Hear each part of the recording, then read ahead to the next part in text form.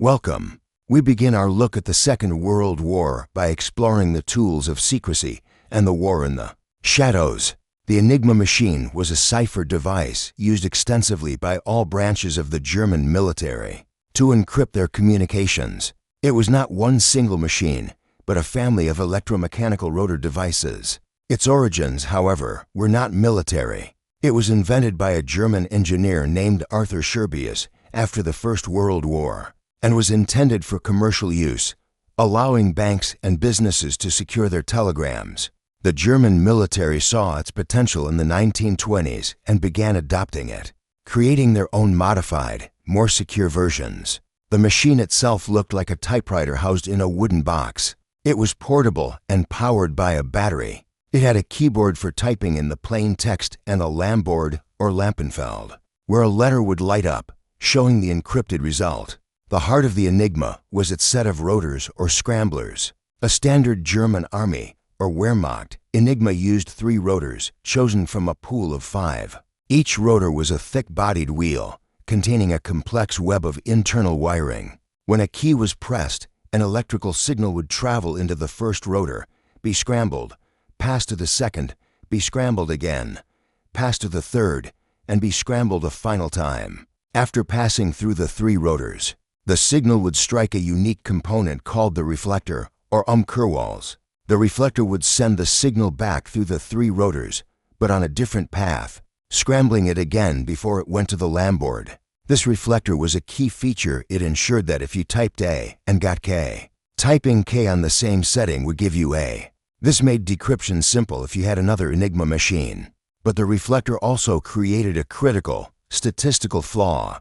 Because the signal was sent back through its entry point, a letter could never be encrypted as itself. The letter A could become any letter except A. This small fact gave codebreakers a vital tool to test potential decryptions. To make the code even more complex, the rotors moved. Every time the operator pressed a key, the rightmost rotor would click 1/26th of a turn. This meant that typing A would produce 3 different encrypted letters. When the first rotor completed a full rotation, a notch would engage the second rotor, causing it to click 1 position.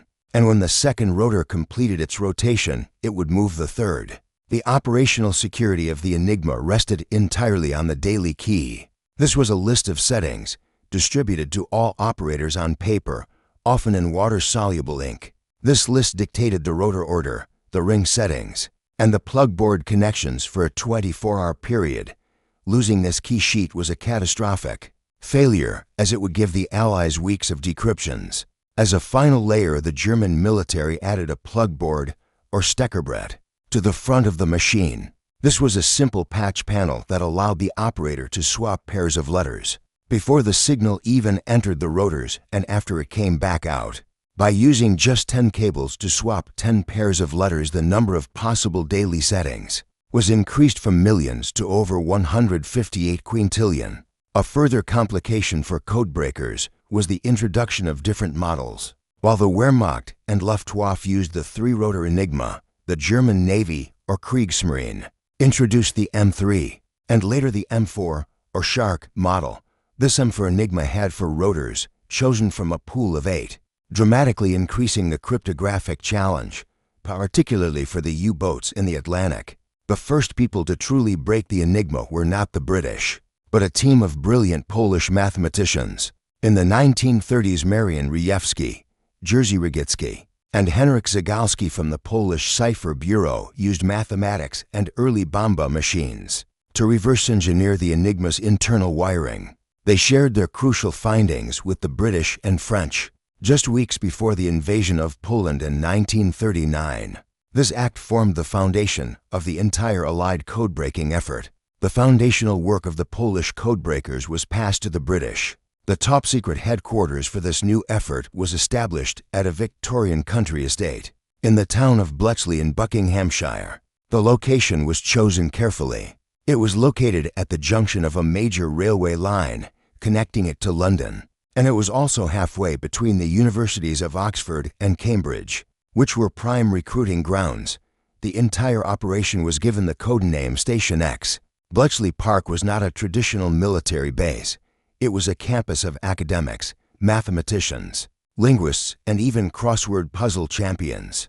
The most famous of these was the mathematician Alan Turing, but he was one of many, including Gordon Welchman, Hugh Alexander, and Joan Clark.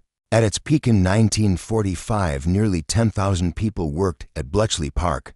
Around 75% of this workforce was composed of women. They were recruited from universities and the armed services and performed the vast majority of the daily operational work, from intercepting signals and operating the complex machinery to indexing, translating, and analyzing the decrypted messages.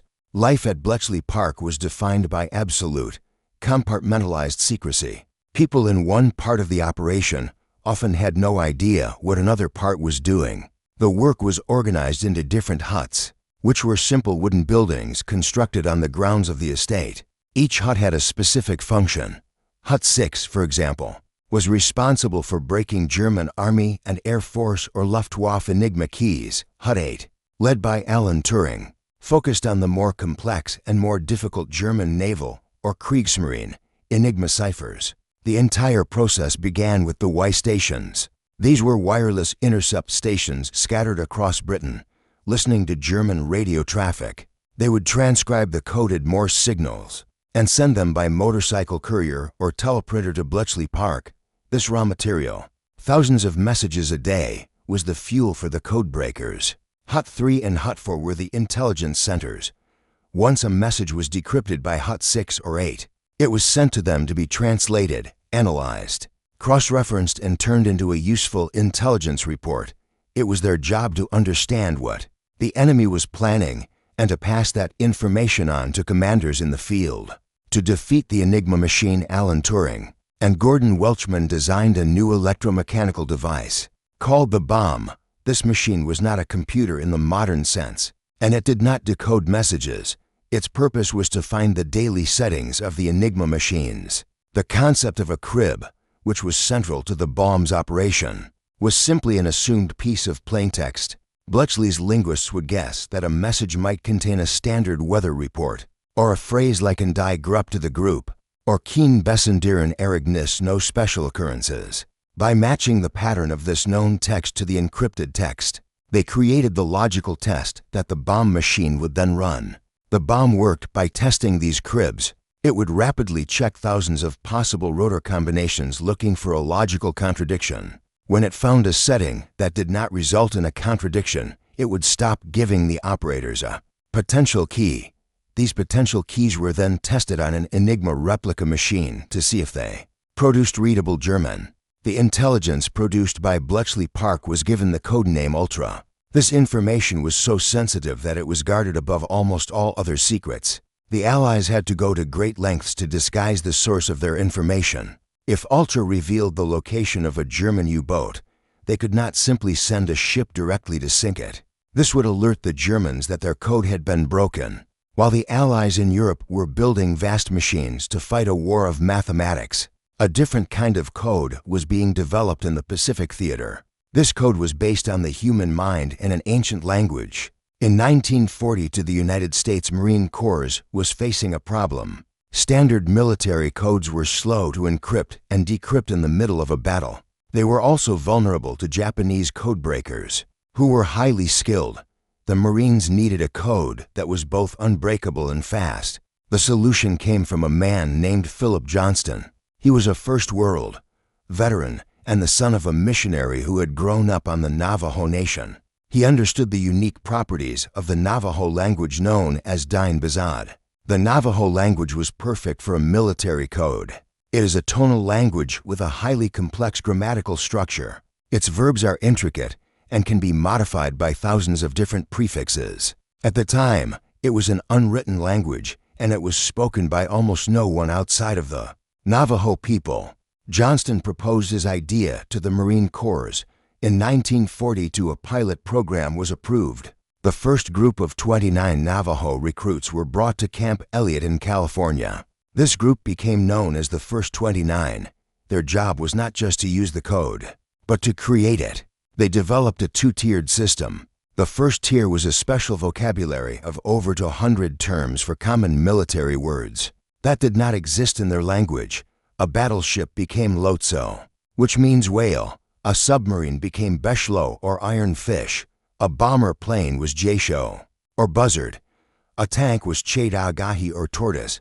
A grenade was single quotes ni-ma-c or potato. The second tier was for spelling out uncommon words or proper names. They assigned a Navajo word to each letter of the English alphabet. For example, the letter A could be represented by Wolachi, the Navajo word for ant, or Bilasana, the word for apple. The letter D could be Lachae, or dog. This gave them a way to spell anything they needed. In the field, the code talkers were a stunning success. A Navajo Marine could encode, transmit, and decode a 3-line message in as little as 20 seconds. A standard encryption machine of the day would take 30 minutes to perform the same task. Recruitment was also specific. The Marines sought out young Navajo men who were fluent in both their native language and in English, a task that was not simple. They were put through rigorous boot camp, just like any other Marine. Before being sent to Camp Elliott for the secret communications training, over 400 Navajo men would eventually serve in this role. They served in every major Marine operation in the Pacific from Guadalcanal and Tarawa to Peleliu and Saipan. Their most famous moment came at the Battle of Iwo Jima. 6 Navajo code talkers worked around the clock for the first 2 days of the invasion, transmitting and receiving over 800 messages without a single error. The security of the code was not just in the language itself, but in its application. The code was not a simple one-to-one substitution. The code talkers memorized all the special vocabulary and the alphabet system, and it existed only in their minds. Nothing was ever written down. An enemy capturing a code talker would be useless, as they would have no codebook to find. The code was never broken by the Japanese. Despite their skilled intelligence units, they were never able to make sense of the signals they intercepted. The code was a complete mystery. After the war, the code talker program remained a closely guarded secret. It was classified top secret, and the code talkers were ordered not to speak about what they had done. They returned home as heroes, but could not tell their families or their communities of their true service. Beyond codes and ciphers, another invisible technology was changing the nature of modern warfare. This was radio detection and ranging, or radar. The basic principle of radar was not new. Scientists had known for decades that radio waves would bounce off solid objects. The challenge was building a practical system that could detect an object, calculate its distance, and do so reliably. In the 1930s, Great Britain was acutely vulnerable to air attack. A team of scientists led by Robert Watson-Watt was tasked with developing a death ray to shoot down planes. Watson-Watt knew this was not feasible, but he argued that a detection ray was possible. In 1935, in what became known as the Daventry experiment, his team successfully bounced a radio signal off a bomber aircraft. This test proved the concept. The British government immediately began funding the creation of a defensive shield. This system was called Chain Home. It was a series of massive radar installations built along the south and east coasts of England. It did not look like modern radar. It did not have rotating dishes. Instead, Chain Home consisted of giant 3-100- and -50-foot steel transmitter towers that flooded the sky with long-wave radio energy. A separate set of 240-foot wooden receiver towers would listen for the faint echoes bouncing back from distant aircraft. This system was the key to winning the Battle of Britain. It could detect incoming German raids from over 100 miles away. This was its true power. The Royal Air Force no longer had to fly constant and exhausting patrols, wasting fuel and tiring pilots. Instead, they could wait on the ground. When Chain Home detected a raid, operators in the filter room would plot its course and scramble fighters to the precise location and altitude needed for an interception. The filter room at Bletchley Park was the nerve center of this system. Here, the raw data from the radar towers was filtered to remove false signals, and the plots from different stations were combined or triangulated to create a single, unified map of the air battle. It turned the RAF into a force multiplier able to meet a larger enemy with lethal efficiency. The system was not perfect. It was good at detecting range and direction, but it struggled to accurately measure altitude. This is why the Observer Corps, a network of civilian volunteers on the ground with binoculars, was still vital to the defense. The real revolution in radar came in 1940 at the University of Birmingham. Two scientists named John Randall and Harry Boot invented the cavity magnetron. The magnetron was a small, simple device about the size of a hockey puck that could generate high-powered short wavelength microwaves. This was the breakthrough the world had been waiting for. It was so important that it was sent to America in a Tizard mission and was called the most valuable cargo ever brought to our shores. Suddenly, radar no longer needed 300-foot towers. A radar set could now be small enough to be fitted inside a night fighter or on the mast of a ship. This changed everything. Airborne radar allowed our AF night fighters to see German bombers in total darkness. The cavity magnetron didn't just improve detection, it created new categories of radar. H2S radar, for example, was a ground scanning system fitted into bombers. It could produce a crude map of the coastline or city below, allowing for navigation and bombing even through thick clouds. Naval radar, now compact, could detect the tiny periscope of a submarine, a feat impossible with the older, long-wave systems, effectively ending the U-boat wolf pack tactics. We now turn our attention to the skies. The Second World War was the first major conflict to be defined by air power. After the fall of France in the spring of 1940, Great Britain stood alone, separated from German-occupied Europe only by the narrow English Channel.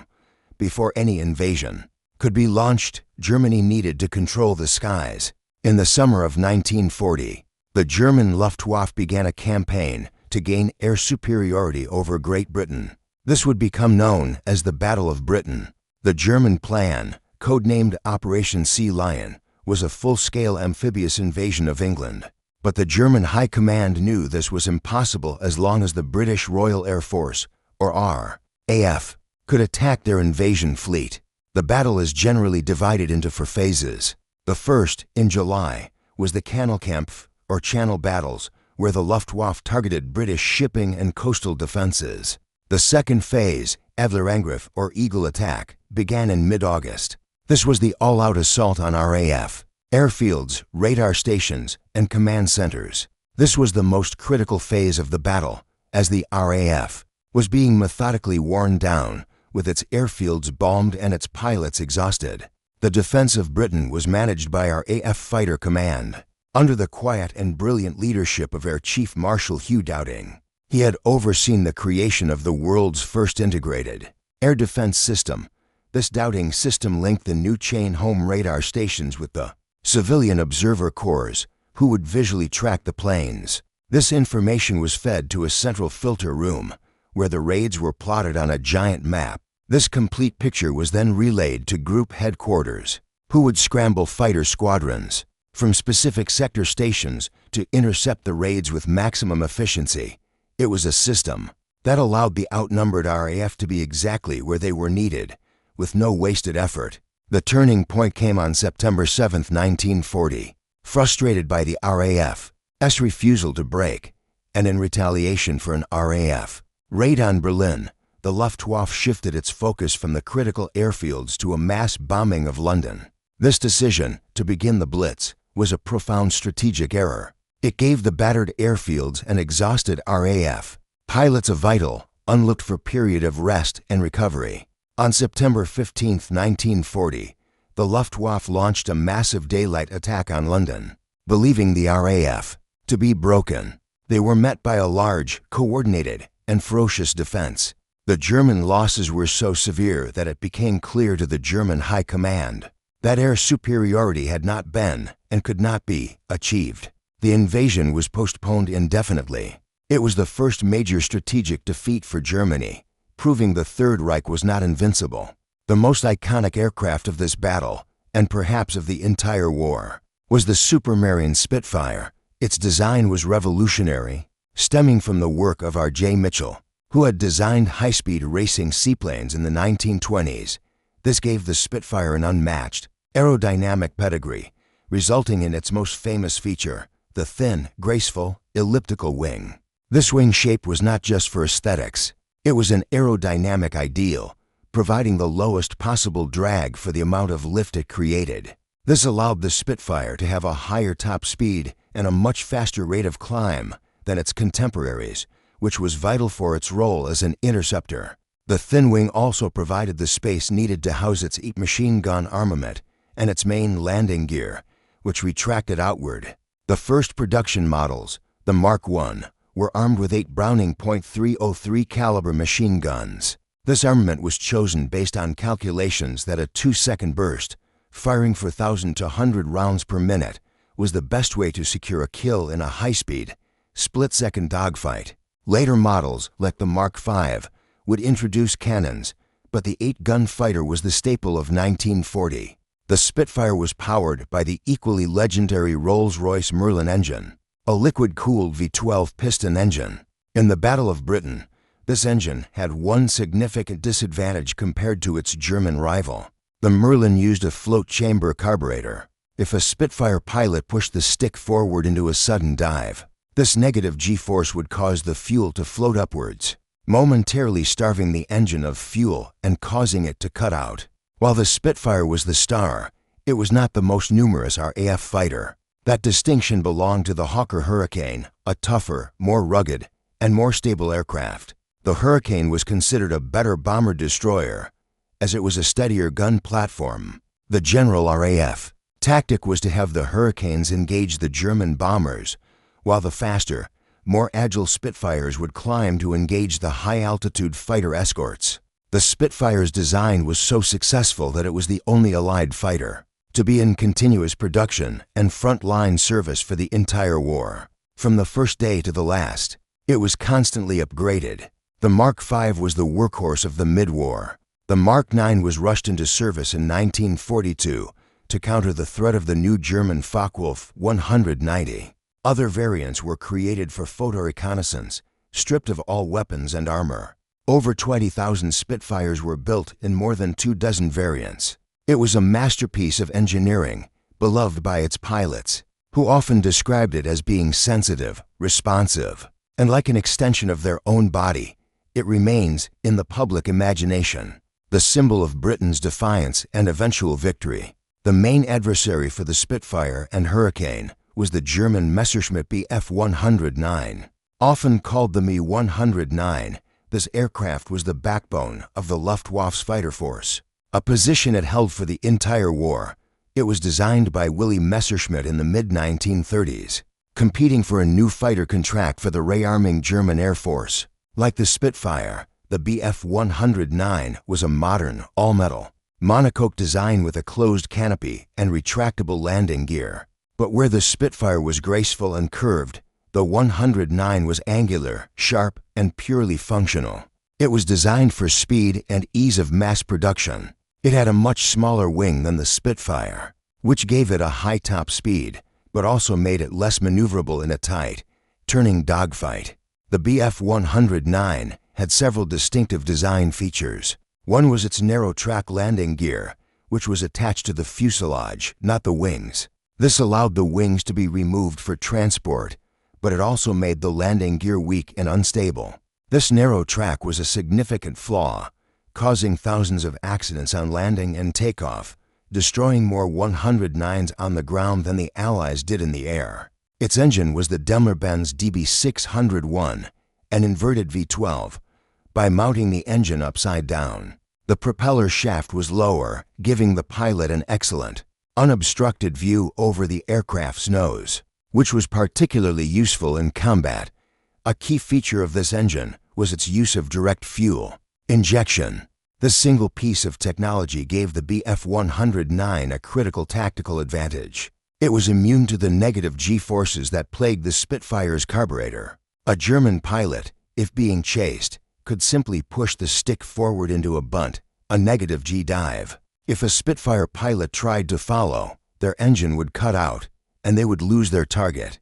This was a common and effective escape maneuver. The Bf 109's armament was also different.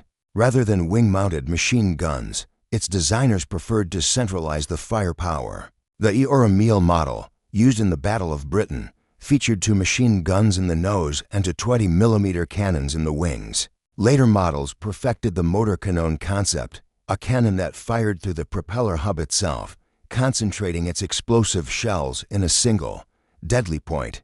The Bf-109 was the most produced fighter aircraft in history, with over 33,000 built. It served on every front, from the frozen steppes of Russia to the deserts of North Africa. Like the Spitfire, it was constantly upgraded. The F or Friedrich model was considered the high point of its design, while the later G or Gustav model became the workhorse, though it was heavier and less agile. Beyond the dogfights of fighter aircraft, the air war was defined by the long, destructive, and controversial strategic bombing campaign. This entire concept was based on a theory developed after the First World War, that a nation's industrial capacity and its civilian morale were its true centers of gravity. The theory stated that a fleet of long-range bombers, by getting through, could destroy an enemy's will to fight, ending a war in weeks. In the early war, the German Luftwaffe tested this theory with the Blitz, the bombing of British cities, but later, the Allies would take this strategy to Germany on an unimaginable scale. The British RAF Bomber Command, led by Air Chief Marshal Arthur Bomber Harris, took the approach of nighttime area bombing. Early in the war, British bombing was found to be exceptionally inaccurate. A 1941 study, the But report, found that only one-third of crews who claimed to have hit their target had actually dropped their bombs within 5 miles of it. This inaccuracy, combined with the dangers of flying at night, led to the decision to abandon precision and instead target the industrial cities themselves, with the goal of dehousing the German workforce and destroying morale. This campaign used large, four-engine bombers, most famously the Avro Lancaster. The Lancaster was a masterpiece, a bomber's bomber, capable of carrying an enormous Grand Slam bomb. These night raids involved thousands of aircraft, culminating in devastating attacks like the firebombing of Hamburg, codenamed Operation Gomorrah, which created a firestorm that destroyed the city. The American 8th Air Force, by contrast, believed in precision daylight bombing. Their doctrine was that their heavily armed B-17 Flying Fortress and B-20 for Liberator bombers could fly in tight combat box formations, protecting each other with their interlocking .50 caliber machine guns, and hit specific targets like ball-bearing factories or oil refineries. In 1943, this theory was proven tragically wrong during Black Week, a series of raids on targets deep in Germany, like Schweinfurt and Regensburg. The unescorted bomber fleets were decimated by German fighters. The losses were so high that the daylight campaign was nearly suspended. The bombers, it turned out, could not always get through. The strategic bombing campaign was saved by a single aircraft, the P-51 Mustang. This American-designed airframe, when matched with a British Rolls-Royce Merlin engine and given massive internal fuel tanks, became the first fighter that could escort the bombers all the way to Berlin and back. With the arrival of the Mustang in late 1943 and 1944, the 8th Air Force was able to break the back of the Luftwaffe, destroying its fighters in the skies over their own homeland. The cost of this campaign was immense for both sides. Hundreds of thousands of German civilians were killed, and vast swathes of Europe's cities were reduced to rubble. The cost for the Allies was also staggering. RAF Bomber Command, for example, had a higher casualty rate than any other branch of the British Armed Forces, with nearly half of all aircrew being killed in action. We move now from the skies to the vast, cold, and unforgiving oceans. The Second World War was a global conflict, and its lifelines were drawn across the seas. The longest, most continuous military campaign of the war was not fought on land, but on the surface and beneath the waves of the Atlantic Ocean. This was the Battle of the Atlantic, which lasted from the very first day of the war in 1939 to the last day in 1945. It was a battle of logistics. Great Britain, an island nation, was completely dependent on imports of food, oil, weapons, and raw materials from the United States and the Commonwealth. If Germany could sever this supply line, Britain would be forced to surrender. The German Navy, or Kriegsmarine, was small and could not challenge the British Royal Navy in a conventional fleet battle. Their primary weapon was the undersea boot, or U-boat. These submarines were tasked with sinking merchant ships faster than the Allies could build them. In the early years of the war, the U-boats were devastatingly successful. This was known as the first happy time. German U-boat aces prowled the Atlantic, often operating on the surface at night, where their low profile made them nearly invisible. They would sink ships with torpedoes or by surfacing and using their deck guns to save torpedoes. To counter this threat, the Allies organized their merchant ships into convoys. A convoy was a group of dozens of merchant vessels sailing together, protected by a small escort of warships, such as destroyers and corvettes. The theory was that it was easier to find and protect one large group than hundreds of individual ships. This strategy was not new, but it was essential. The problem was a severe shortage of escort vessels. In the early war, a convoy of 40 merchant ships might be protected by only 2 or 3 destroyers or corvettes, which was not enough to defend against a determined group attack. The battle became a complex technological and tactical struggle. The Allies developed new technologies, like improved sonar or ASDIC, to detect submerged submarines. ASDIC worked by sending out a ping of sound and listening for an echo. However, it was not perfect. It was less effective in rough seas, and it could be fooled by thermal layers in the water or even schools of fish. The Allies also used high-frequency direction finding, or HFDUF. This system, installed on escort ships, could intercept the U-boats' radio transmissions and triangulate their position, allowing the escorts to hunt the shadow before it could assemble its pack. The Germans, in turn, adapted. They began to hunt in groups known as wolf packs. A U-boat that spotted a convoy would radio its position and wait for other submarines to arrive. Only then, with superior numbers, would they launch a coordinated, multi-directional nighttime attack, overwhelming the convoy's defenses. The turning point in the Atlantic came in mid-1943. The combination of several factors sealed the U-boat's fate. The mass production of new, long-range VLR, or very long-range, patrol bombers, like the B-2 for Liberator, allowed the Allies to provide air cover for convoys over the entire Atlantic. This closed the mid-Atlantic gap, an area where U-boats had previously operated with impunity. Beyond the range of land-based aircraft, now, a U-boat surfacing to charge its batteries could be attacked by an aircraft at any time, day or night.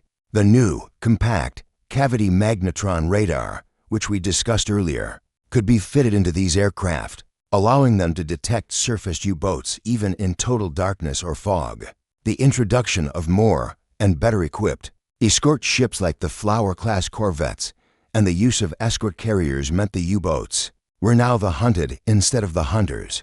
These escort carriers were small, slow, and cheap aircraft carriers built on merchant ship hulls. They were a revolutionary solution, as they could provide a convoy with its own dedicated air cover, launching aircraft to hunt U-boats far from land. By May 1943, known as Black May to the German U-boat arm, losses were so high that Admiral Dönitz was forced to temporarily recall his fleet from the North Atlantic. The lifeline had been secured. The central weapon of the Battle of the Atlantic was the German Type 7 U-boat. This submarine was not a true submersible in the modern sense, but a dive boat. It was designed to spend most of its time on the surface, where its diesel engines gave it a decent speed and a very long range. It would submerge only to attack or to escape. The Type 7 was the workhorse of the German U-boat fleet. It was small, relatively cheap, and quick to build, with over 700 being completed. It was a cramped, foul-smelling, and dangerous iron tube. A typical crew was around 44 men living in conditions of extreme difficulty. Life aboard was a constant strain. The air was thick with the smell of diesel fuel, unwashed bodies, and cooking food. Fresh water was severely rationed, meaning men could go weeks without washing. The U-boat would also sweat with condensation from the warm bodies and cold steel hull, meaning everything was perpetually damp. The psychological toll was immense. The men lived in constant, close proximity, with no privacy. They also lived with the constant fear of the depth charge. These were barrels of explosives, rolled off the back of Allied destroyers, set to explode at a certain depth. The sound of these explosions, even near misses, was terrifying, rattling the hull and causing panic. The U-boat's primary weapons were its torpedoes. The Type 7 had 4 torpedo tubes at the bow and 1 at the stern. A total of 14 torpedoes were typically carried. Reloading these torpedoes was a difficult, physical, and slow process, often requiring the crew to manhandle the 1-ton weapons through the narrow compartments. These torpedoes themselves were complex and often unreliable. In the early war, German torpedoes were plagued with problems. Their magnetic detonators, designed to explode under a ship's keel, were often faulty. Their depth-keeping mechanisms were also inaccurate, causing many torpedoes to run harmlessly under their targets. When submerged, the U-boat was powered by massive banks of electric batteries, which drove electric motors. These motors were very quiet, but the battery life was limited. A U-boat could only stay submerged at low speed for a day or two before it had to surface to run its diesel engines and recharge its batteries. This was its moment of greatest vulnerability. To coordinate their attacks, Admiral Karl Dönitz, the commander of the U-boat force, developed the Wolf Pack tactic, or Rudel tactic. This was managed from a command center on land in occupied France. When a U-boat which was on patrol sighted a convoy, it would not attack immediately. It would surface at a safe distance and begin transmitting short radio signals. These signals were used by other U-boats and by shore command to home in on the target. This U-boat was the shadower. Over the next day or two, other U-boats in the area would converge on the convoy.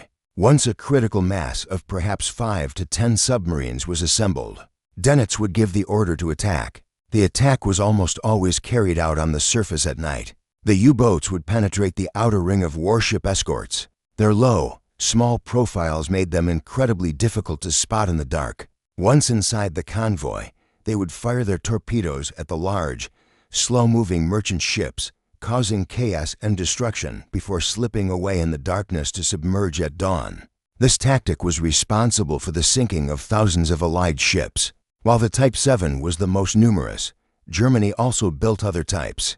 The Type 9 was a larger, long-range boat designed for solo patrols far from home, such as off the coast of America or in the South Atlantic. At the very end of the war, the Germans introduced the Type 21 electroboot.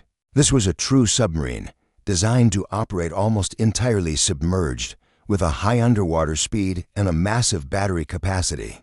While submarines were changing warfare under the water, a new kind of ship was coming to dominate warfare on the surface.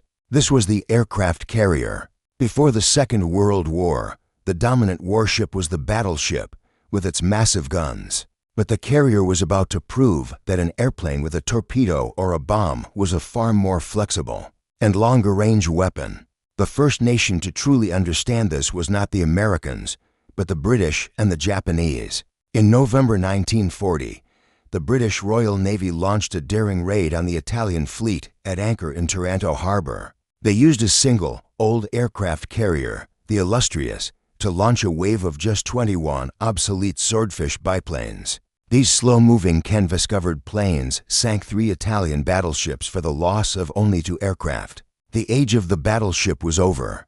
The Japanese were paying close attention. They used the lessons of Taranto to plan their own much larger carrier-based attack. On December 7, 1941, a Japanese task force of 6 large aircraft carriers, the WWII, approached the American naval base at Pearl Harbor, Hawaii. The Japanese fleet launched over 350 aircraft into waves. They achieved complete surprise. Their Kate torpedo bombers and Val dive bombers devastated the American Pacific Fleet, sinking or damaging all 8 of the U.S. battleships anchored in the harbor. Crucially, however, the Japanese failed to destroy their primary targets because they were not there. The American aircraft carriers, the Lexington, Enterprise, and Saratoga, were all at sea on other missions. This single fact would prove to be a fatal mistake for Japan. The Japanese also failed to destroy the base's oil storage tanks and submarine pens, which would have been a far more crippling blow. With its battleships gone, the United States Navy was forced to build its new Pacific strategy entirely around the aircraft carrier. The carrier became the new capital ship, all naval battles in the Pacific, such as the Coral Sea, and Midway would be carrier versus carrier battles. The Battle of the Coral Sea, in May 1942, was the first naval battle in history where the opposing fleets never saw each other. It was fought entirely by their aircraft. While a tactical draw, it was a strategic victory for the Allies as it halted the Japanese advance toward Australia. The true turning point was the Battle of Midway, just 1 month later in June 1942. American codebreakers, having partially broken Japanese naval codes, knew of the plan to attack Midway Island. The U.S. carriers Enterprise, Hornet, and the repaired Yorktown sailed to set an ambush.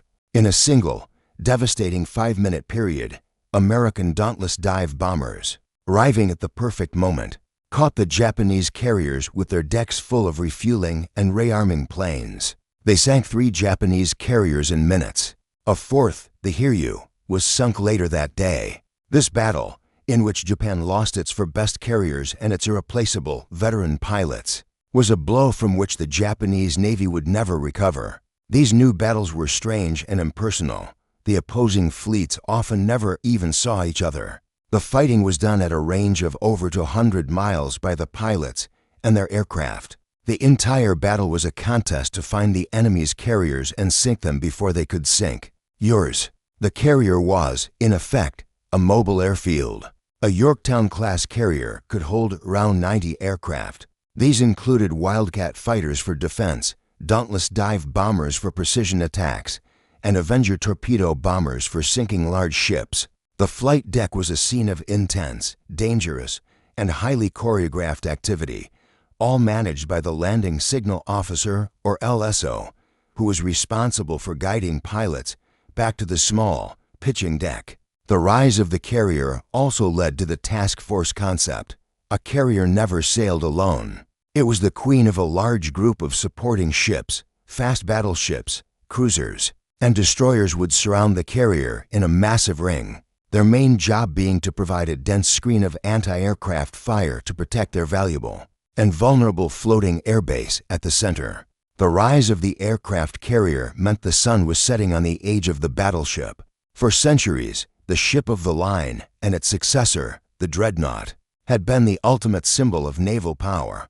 A nation's strength was measured by how many battleships it possessed.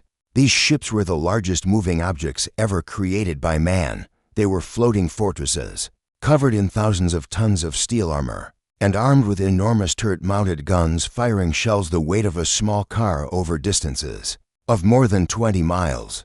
The Second World War produced the largest and most powerful battleships ever built.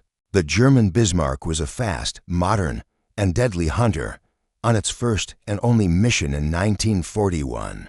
It sank the pride of the British fleet, the battlecruiser Hood, with a single long-range salvo that caused a catastrophic magazine explosion. The sinking of the Hood triggered the largest naval pursuit of the war. Every available British ship was sent to hunt the Bismarck. But the Bismarck was not ultimately defeated by another battleship's guns. It was crippled by a single airborne torpedo from an antiquated Swordfish biplane launched from the carrier Ark Royal. The torpedo jammed the Bismarck's rudder, leaving it unable to steer and allowing the British fleet to catch up and destroy it. The Bismarck's sister ship, the Tirpitz, spent almost its entire life hidden in the fjords of Norway. It was the lonely queen of the North, a fleet in being that, simply by existing, tied down a massive force of allied ships and aircraft, who had to guard against the possibility of it breaking out. It was eventually sunk at its mooring, not by ships, but by RAF, Lancaster bombers carrying massive tallboy bombs. The Japanese took this to the extreme. They built the Yamato and its sister ship the Musashi. These were the largest battleships in history. They displaced over 72,000 tons and were armed with 9 massive 18.1-inch guns, the largest naval guns ever put to sea. The Yamato was a technical marvel and a complete strategic failure. It was so valuable that the Japanese Navy often kept it hidden in port, away from the decisive carrier battles. Where it might have been useful, its main contribution to the war was consuming a vast amount of Japan's limited industrial resources. In the Battle of Light Gulf in 1944, the Musashi was finally committed to battle. It was attacked by hundreds of American carrier-based aircraft and sank after being hit by an estimated 19 torpedoes and 17 bombs. It did not even get within range of the American fleet. The Yamato met a similar fate in April 1945. It was sent on a one-way suicide mission to Okinawa, with only enough fuel for a single journey. It was intercepted by nearly 400 American carrier planes and was sunk with the loss of almost its entire crew. The American-built Iowa-class battleships represented the final evolution of the design. They were fast enough to keep up with the new aircraft carriers and were armed with a formidable battery of 16-inch guns. But their primary role in the Pacific War was not to fight other battleships. It was to serve as the carrier's primary bodyguards, using their dozens of anti-aircraft guns to protect the fleet. The era of the battleship was over. These magnificent and terrible fortresses had become slow, expensive targets in a new kind of war, a war that was now ruled by the airplane. The surviving battleships spent the rest of their careers as floating anti-aircraft platforms, or, for sure bombardment, a supporting role to the new queen of the seas, the aircraft carrier. We now shift our focus across the globe to the second great theater of this conflict, the vast and deep Pacific Ocean. The war here was fundamentally different from the war in Europe. It was not a war of massive land armies and tank divisions, but a war of naval power, air power, and brutal island battles fought across thousands of miles of water. The conflict that engulfed the Pacific began decades earlier in the 1930s, with the expansion of the Empire of Japan. Seeking resources and territory, Japan invaded Manchuria in 1931, and then launched a full-scale invasion of China in 1937. This aggression put Japan on a collision course with the United States. The U.S., along with Great Britain and the Netherlands, opposed this expansion. In 1941, in response to Japan's invasion of French Indochina, the United States imposed a crippling oil embargo. This embargo was a fatal blow to Japan. The nation had almost no domestic oil production and relied on the U.S. for over 80% of its supply. The Japanese military calculated that they had only enough oil reserves for about 2 years. They were faced with a choice: either withdraw from their conquered territories or go to war to seize the oil-rich Dutch East Indies. They chose war. The Japanese leadership knew they could not win a long, drawn-out war of industrial production against the United States. Their only hope was to strike a single devastating blow that would cripple the American fleet and shatter its morale, forcing the U.S. to negotiate a peace. The architect of this plan was Admiral Isoroku Yamamoto, the commander of Japan's combined fleet. He devised a highly secret and incredibly daring operation to sail a massive carrier task force across the northern Pacific and launch a surprise air attack on the U.S. Pacific Fleet at its base in Pearl Harbor, Hawaii. On December 7, 1941, a Sunday morning, the plan was executed. The Japanese fleet of 6 aircraft carriers launched two waves of over 350 aircraft, including Kate torpedo bombers, Valdiv bombers, and the new Zero fighters. The attack achieved complete and total surprise. American radar operators on Oahu actually detected the incoming wave of planes, but they were dismissed by a junior officer as a flight of American B-17s that were due to arrive. The Japanese planes swept in over the harbor and focused their attack on Battleship Row. In less than 2 hours, they inflicted catastrophic damage. The battleship USS Arizona was hit by an armor-piercing bomb, which detonated its forward magazine, killing over 1,100 men in a single instant. The USS Oklahoma capsized, trapping hundreds of men inside. In total, the attack sank or badly damaged 8 U.S. battleships, destroyed nearly 200 aircraft, and killed over 2,400 Americans. It was one of the most devastating military strikes in history. However, the attack was also a profound strategic failure for Japan in 3 specific ways. First, by pure luck, the 3 American aircraft carriers were not in port that day. They were at sea on missions. The Japanese missed their true primary targets and the very ships that would win the coming war. Second, the Japanese attackers ignored the base's critical infrastructure. They failed to destroy the massive oil storage tanks, the submarine pens, and the vital ship repair yards. This failure allowed the U.S. Navy to repair most of the damaged ships and to continue operating from Pearl Harbor as a forward base. Third and most importantly, the attack did not shatter American morale. It did the opposite. It instantly unified a divided and isolationist country in a shared sense of outrage. The next day, President Franklin Roosevelt declared December 7th a date which will live in infamy, and the United States declared war on the Empire of Japan.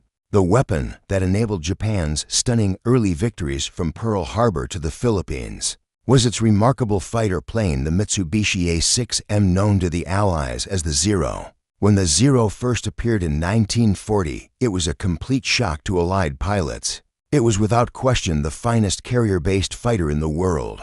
It was designed by Jiro Horikoshi, who was given a seemingly impossible set of requirements by the Japanese Navy, including extreme maneuverability, heavy armament, and above all phenomenal range.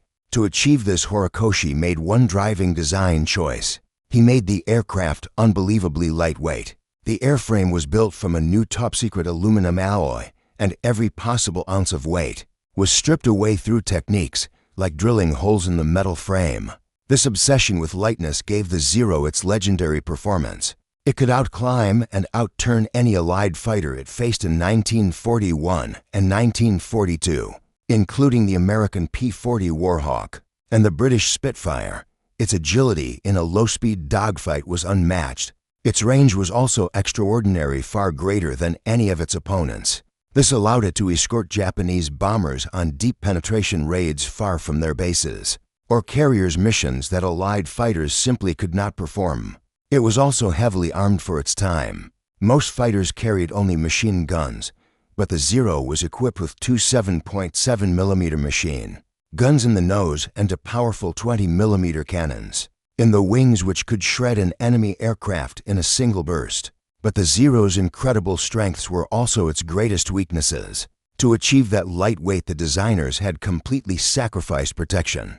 The Zero had no armor plating to protect the pilot, and critically, it did not have self-sealing fuel tanks. Self-sealing tanks, which were standard on most American aircraft, had a rubber lining that would automatically swell and seal a bullet hole, preventing a fire. The Zero's unprotected fuel tanks were essentially large, unarmored boxes of gasoline in the wings. A single burst of machine gun fire would often cause the Zero to explode in a ball of flame. Allied pilots quickly learned to never dogfight or turn with a Zero. Instead, American naval pilot John Jimmy Thach developed a tactic called the Thach weave. This involved two Allied planes flying side by side, weaving back and forth so that if a Zero got on the tail of one plane, the other pilot could turn in and get a perfect head-on shot. The key intelligence breakthrough came in 1942, when a nearly intact Zero crash-landed in the Aleutian Islands of Alaska. The Sakootin Zero was recovered, shipped to San Diego, and test-flown by American pilots. They discovered all of its secrets. They learned that while it was agile at low speeds, its controls would become extremely heavy at high speeds. This meant it could not roll or turn effectively during a fast dive. This single piece of intelligence defined the future of the air war. The U.S. Navy designed its new fighters, the F-6F Hellcat and the F-4U Corsair, to exploit these weaknesses. These new American planes were the opposite of the Zero. They were heavy, powerful, armored, and extremely fast, especially in a dive. American pilots were taught to use boom and zoom tactics. They would dive on the Zeros from above, fire a single devastating burst, and then use their superior speed and power to climb away, never giving the Zero a chance to turn. By 1943, the Zero's reign was over. Following Pearl Harbor, Japan captured a vast empire. In just 6 months, sweeping across the Philippines, Malaya, Singapore, and the Dutch East Indies. This new empire was defended by a ring of fortified islands. The Allies were faced with a daunting problem: how to roll back this massive conquest across the world's largest ocean. Attacking every single Japanese-held island would be impossible. It would take decades and cost millions of lives. The Allies needed a new strategy. This strategy became known as island hopping or leapfrogging. The concept was simple, but brilliant.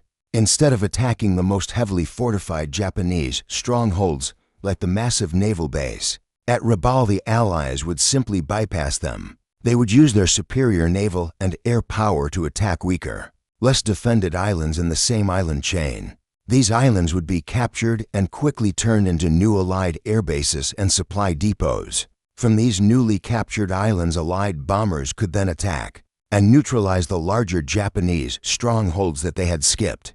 Cut off from their supply lines and under constant air attack, these bypassed garrisons would be left to wither on the vine, strategically irrelevant for the rest of the war. This strategy was executed into major prongs of attack, advancing across the Pacific. In the Southwest Pacific, General Douglas MacArthur would lead the U.S. Army on a campaign up the coast of New Guinea and back into the Philippines, fulfilling his famous "I shall return" promise. In the Central Pacific, Admiral Chester Nimitz would lead the U.S. Navy and Marine Corps on a direct path toward Japan, hopping through the island chains of the Gilberts, the Marshalls, and the Marianas. The first major test of this new strategy came in August 1942 at Guadalcanal in the Solomon Islands. The U.S. Marines landed to capture a vital airfield that the Japanese were building. What was planned as a quick operation turned into a brutal 6-month battle of attrition on land, at sea, and in the air. The fighting was defined by desperate jungle warfare. As the Marines defended the critical Henderson Field, at night, the Japanese Navy would sail down the slot to shell the airfield and deliver new troops, a system the Americans called the Tokyo Express. The battle for Guadalcanal was a turning point because both sides poured resources into it. The U.S. eventually won through sheer industrial might and logistical strength. The Japanese lost thousands of their best troops and pilots, losses they could not replace. Guadalcanal marked the end of the Japanese advance and the beginning of the long Allied counteroffensive. This new kind of warfare was centered on the amphibious assault. This was an incredibly complex operation, requiring hundreds of ships to coordinate a landing on a hostile beach. The assault would begin with a massive naval and air bombardment to soften up the target. Then Marines would be loaded into small landing craft like the Higgins boat and amphibious tractors called Amtraks to make the dangerous run to the beach under enemy fire. However, the Allies quickly learned that the Japanese were masters of defense. At the Battle of Tarawa in 1943, a heavy naval bombardment failed to destroy the Japanese defenders, who were dug into deep steel and concrete bunkers. The Marines were forced to wade ashore against heavy machine gun fire, suffering horrific casualties to capture an island just 1 square mile in size. This brutal reality would define every island battle to come. By 1945, the island-hopping campaign had brought the war to Japan's very doorstep.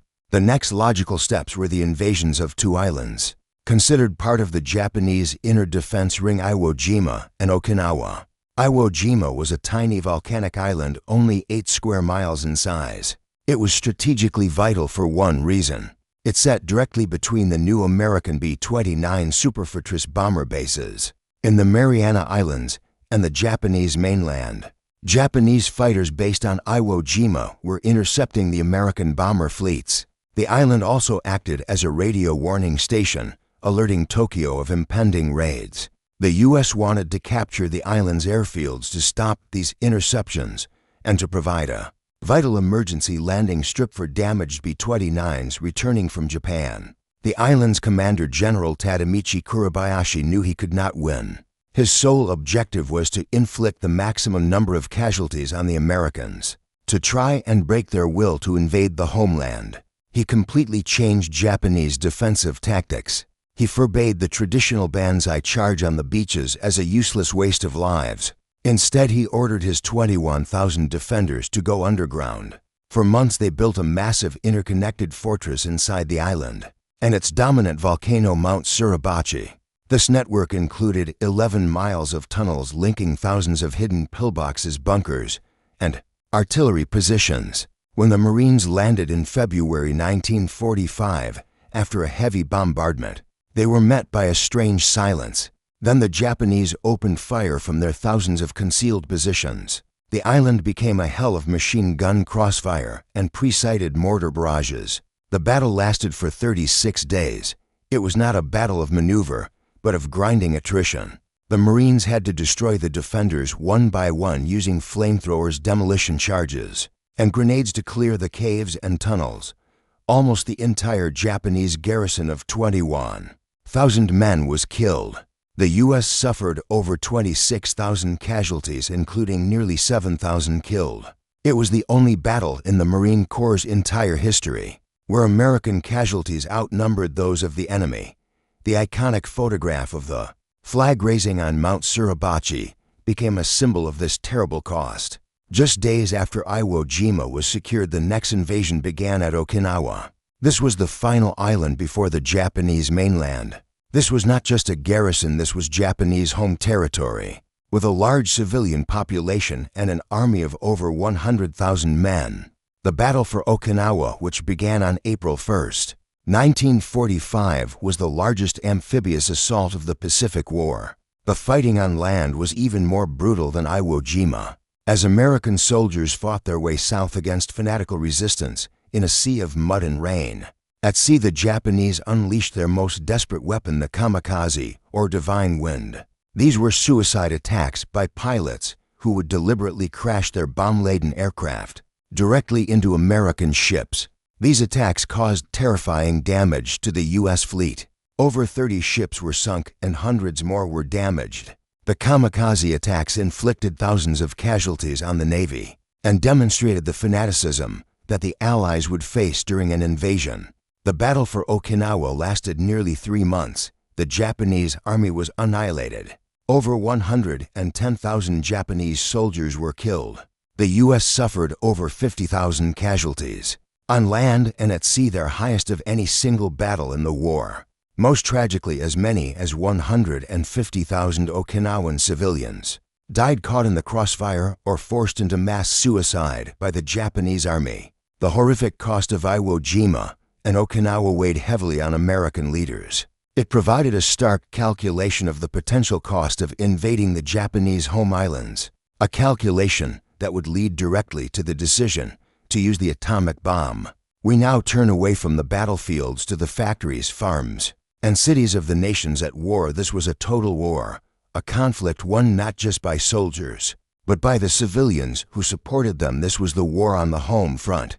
The greatest industrial power in the world, the United States, was initially neutral, but President Franklin Roosevelt, seeing the threat of fascism, declared that America must become the great arsenal of democracy, providing the weapons needed to defend freedom. After the attack on Pearl Harbor in December 1941, this transition became an absolute national priority.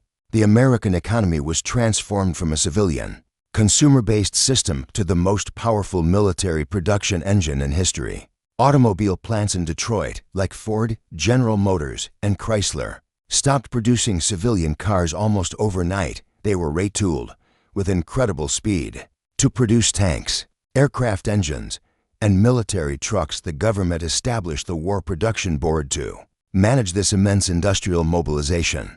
The results of this mobilization are difficult to comprehend in their scale. In 1939, the U.S. Army had less than 200,000 men. By 1945, over 16 million Americans would serve in the armed forces.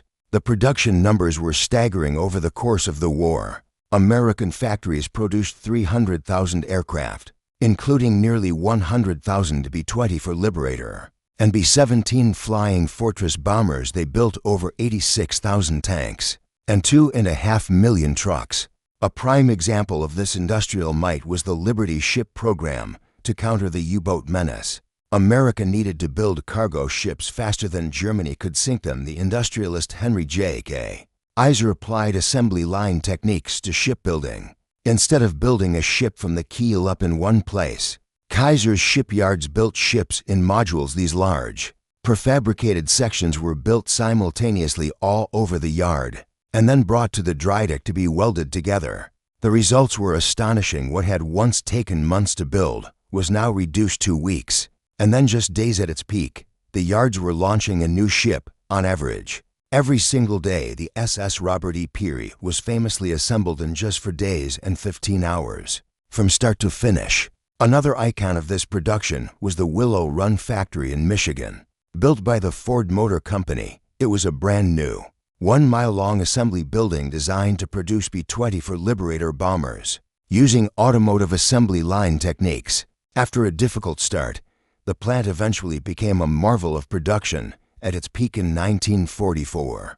The Willow Run factory was producing one B-20 for bomber every single hour, 24 hours a day. This entire effort was powered by a workforce that had been transformed. Millions of men had left for the war, and their places on the assembly line were taken by women, many of whom had never worked in a factory before. This industrial avalanche, this brute force of production, was a decisive factor in the war. The Allies were able to replace their losses, while the Axis powers, with their smaller industrial base and under constant bombing, could not. This war of logistics, fought by factory workers thousands of miles from the front, ultimately guaranteed the Allied victory. For Great Britain, the home front was not a place of safety, it was the front line. The nation spent the war, from 1940 onward, under the direct and constant threat of aerial bombardment. This began with the Blitz in late 1940, a period of 57 consecutive nights of bombing on London, followed by months of attacks on other industrial cities like Coventry, Liverpool, and Manchester. Life for civilians was transformed by this threat. Every night, the air raid sirens would sound, forcing families to leave their homes and seek shelter. These shelters varied from large public tunnels in the London Underground to small steel Anderson shelters buried in the back gardens of suburban homes. The entire country was plunged into darkness by the blackout. This was a mandatory government order that all light be extinguished or covered after dark. From street lamps to car headlights to the windows of every home, this was done to deny the German bomber navigators any visual targets to aim for. This nightly darkness created a strange and dangerous new world. Pedestrians would fall off curbs or walk into canals, and car accidents increased dramatically. People painted white stripes on lampposts and on the bumpers of their cars just to be seen. Day-to-day life was defined by rationing. The war cut Britain off from its global supply lines, and German U-boats sank millions of tons of imported food. The government had to immediately implement a system of strict, fair rationing to ensure that everyone received a basic, minimum amount of food. In 1940, the ration book was introduced. Every man, woman, and child was issued one, and it became the most important document in their lives. It contained coupons that were used, along with money, to buy essentials like bacon, sugar, tea, meat, and cheese. The rations were small. A typical weekly ration for one adult might be just 4 ounces of bacon or ham, 8 ounces of sugar, 2 ounces of tea, and just a few ounces of meat. A single egg might be the ration for 2 weeks. This sparse diet, while healthy, led to a constant, dull hunger and a craving for sweet foods. To supplement this diet, the government launched the Dig for Victory campaign. This propaganda effort encouraged every citizen to turn every available piece of land into a vegetable garden. Lawns, flower beds, parks, and even the moat of the Tower of London were converted to grow potatoes, carrots, and onions. Civilians were also expected to contribute directly to the war effort. The Home Guard, a volunteer army of older men and those in reserved occupations, was formed to defend against a potential German invasion. They were initially armed with whatever they could find, from old hunting rifles to golf clubs, earning them the nickname Dad's Army. The Women's Land Army was formed to replace the male farm workers who had gone to war. These land girls left cities to live in rural hostels and perform the hard, physical labor of plowing, planting, and harvesting, ensuring the nation did not starve. Air raid precautions, or ARP wardens, were local volunteers who, during a bombing raid, would patrol the streets in their steel helmets. They were responsible for enforcing the blackout, guiding people to shelters, and dealing with the immediate aftermath of a bomb, including putting out fires from incendiary devices. Life in Britain was a shared experience of hardship, resilience, and quiet determination. Everyone was united by the blackout, the ration book, the sound of the siren, and the constant, background threat of the war. The Second World War caused a profound and permanent shift in the role of women in society. In every combatant nation, as millions of men were mobilized for the front lines, women were called upon to fill the vacancies in factories, farms, and even in the military itself. In the United States, the most famous symbol of this change was Rosie the Riveter. This was a propaganda character, featured on posters and in magazines, showing a strong, capable woman in factory overalls, flexing her muscle under the slogan, "We can do it." Before the war, it was uncommon for married women to work outside the home. Pearl Harbor changed this almost. Overnight, millions of American women entered the workforce for the first time. They learned to weld, to operate heavy machinery, and to build the weapons of war. They became riveters on the wings of B-17 bombers, welders on the hulls of Liberty ships, and assembly line workers making tanks and bullets. By 1944, over 19 million women were in the American workforce, making up over a third of the entire labor force. Women also served in the military itself. The Women's Army Corps, or WACs, and the Navy's WWII recruited hundreds of thousands of women for non-combat roles. They served as clerks, typists, truck drivers, and mechanics, freeing up more men for combat duty. A more direct role was played by the WASPs, the Women Air Force Service pilots. These were women, already experienced pilots, who volunteered to fly for the military. They did not fly in combat, but they performed the essential and dangerous task of ferrying brand new aircraft from the factories to the air bases. They also test flew, repaired planes, and towed targets for live-fire anti-aircraft practice. Over 38 WASPs were killed in service during the war.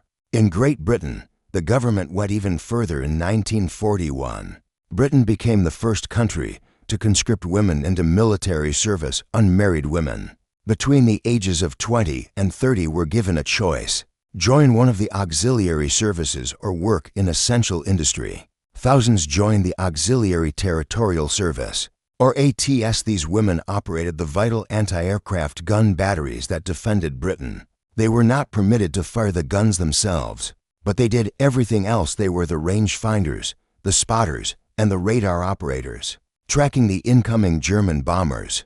In the Soviet Union, the role of women was even more extreme. The Soviet state, facing a desperate war for survival, mobilized its women on a scale seen nowhere else. Millions of Soviet women worked in the evacuated factories, enduring starvation conditions, to produce the T-3 for tanks that would win the war. But Soviet women also served in combat. On a massive scale, they served as snipers, machine gunners, and tank crews. Over 800,000 women served in the Red Army during the war. The most famous of these were the female pilots of the 588th Night Bomber Regiment. This unit, which flew obsolete, canvas-covered Polikarpov-Potu biplanes, was entirely female. From its pilots and navigators to its mechanics, they flew thousands of dangerous, low-level bombing missions against German frontline positions. Exclusively at night, their flimsy planes made a whooshing sound as they idled their engines near the target, a sound that earned them the German nickname, the Nachtwechseln, or Night Witches. This global mobilization was a temporary necessity for the war, but its effects were permanent. It proved, on a massive scale, that women were just as capable as men in traditionally male roles. The experience, skills, and new sense of independence these women gained would become a foundational element of the post-war social changes to come. Alongside the war of bombs and bullets, there was a parallel war of information, psychology, and ideas. This was the war of propaganda, fought over the radio airwaves, in movie theaters, and on posters in every city. The goal of propaganda was twofold. On the home front, it was to unify the population, maintain morale, demonize the enemy, and encourage conservation and production. On the enemy front, it was to spread disinformation, inspire fear, break morale, and encourage surrender. In every country, posters were a primary tool. American posters urged citizens to buy war bonds, to plant a victory garden, and to conserve resources with slogans like, "When you ride alone, you ride with Hitler." British posters were famous for their simple, direct messages, like "Keep calm and carry on," or the cautionary "Loose lips might sink ships." In Germany, the Nazi propaganda machine, led by Joseph Goebbels, had perfected the art of mass media. The state-controlled radio and films portrayed the German soldier as a noble hero, and the enemy, particularly the Soviets, and the Jews, as subhuman monsters. This propaganda was essential in maintaining the German public's support for the war. Even as their cities were being turned to rubble, radio was the most powerful weapon in this information war across borders, bringing voices directly into the homes of the enemy every night. Millions of people across occupied Europe would secretly, and at great risk, tune into the BBC World Service to hear the truth about the war. The Allies also used radio for black propaganda. The British broadcast from a station called Gustav Siegfriedines, which pretended to be a secret, illegal German military station. It would broadcast gossip, defeatist news, and stories of corruption among Nazi officials, all designed to sow distrust and paranoia within the German ranks. The most famous voices of this radio war were the female broadcasters who targeted Allied soldiers. With sweet-talking propaganda, the two most famous were Axis Sally in Germany and Tokyo Rose in Japan. These were not single women, but a collection of different broadcasters. Tokyo Rose was a name invented by Allied soldiers for several English-speaking Japanese women who would host radio shows. They would play popular American music, and in between songs, they would read sentimental messages designed to make the soldiers feel homesick, lonely, and hopeless, telling them their girlfriends back home were cheating on them and that the war was lost. In the United to counter this, the U.S. government commissioned its own series of propaganda films, directed by the famous Hollywood director Frank Capra. These were called the Why We Fight series. These films were shown to every American soldier and were designed to explain, in clear and emotional terms, what the war was about and why it was necessary to fight. The simplest form of propaganda was the leaflet. Millions, and eventually billions, of paper leaflets were dropped from Allied bombers over German and Japanese cities. These leaflets contained safe conduct passes promising good treatment for soldiers who surrendered. They also carried news of Allied victories and photographs of German cities in ruins, attempting to convince the civilian population that their leaders had failed them and that the war was over. The psychological war, this battle for the hearts and minds of both friends and enemies, was a critical and often overlooked theater of the Second World War.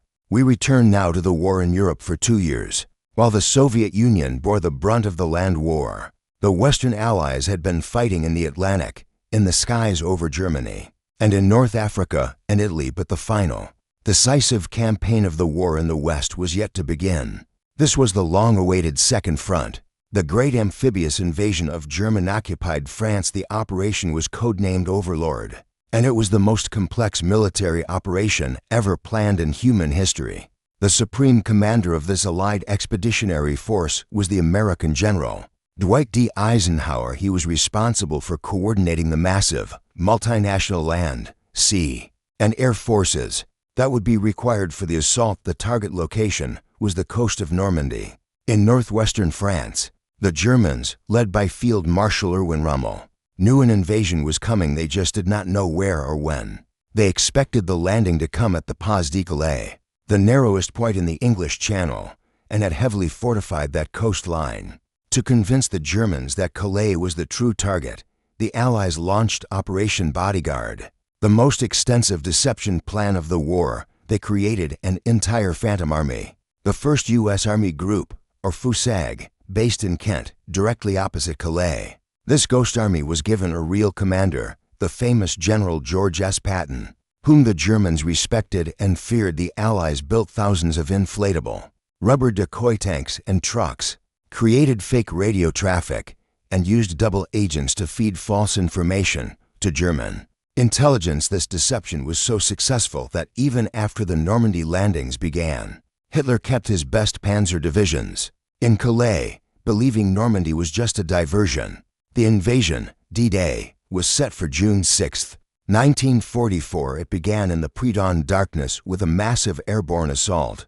Over 24,000 American, British, and Canadian paratroopers were dropped behind enemy lines. Their mission was to seize key bridges, crossroads, and causeways, to sow chaos among the German defenders, and to prevent German reinforcements from reaching the beaches. The American 82nd and 101st Airborne Divisions landed in the west, near the town of St. Mire-Église. The British 6th Airborne Division landed in the east. famously capturing the Pegasus Bridge in a daring glider assault. As dawn broke, the largest amphibious fleet ever assembled, nearly 7,000 ships, appeared off the Normandy coast. The fleet began a ferocious naval bombardment, pounding the German coastal defenses, known as the Atlantic Wall. The Atlantic Wall was a network of concrete bunkers, machine gun nests, minefields, and anti-tank obstacles, but in the Normandy sector, it was far from complete. As the Germans had focused their efforts on Calais, the infantry landings began on 5 separate beaches. Codenamed for security, the Americans landed on Utah and Omaha beaches in the west. The British landed on Gold and Sword beaches, and the Canadians landed on Juno Beach in the center. On Utah Beach, the American landings, aided by the airborne troops, were a stunning success. With relatively light casualties, the same was true for the British and Canadian beaches, who made good progress and began pushing inland. But on Omaha Beach, the plan collapsed into a near disaster. The preliminary bombardment had missed its targets. The veteran German 352nd Infantry Division, which was not supposed to be there, was in place and poured devastating machine gun and artillery fire down onto the landing troops. For hours, the American soldiers were pinned down on the deadly, exposed beach. Suffering horrific casualties, the assault stalled, and for a moment, the entire invasion was in jeopardy.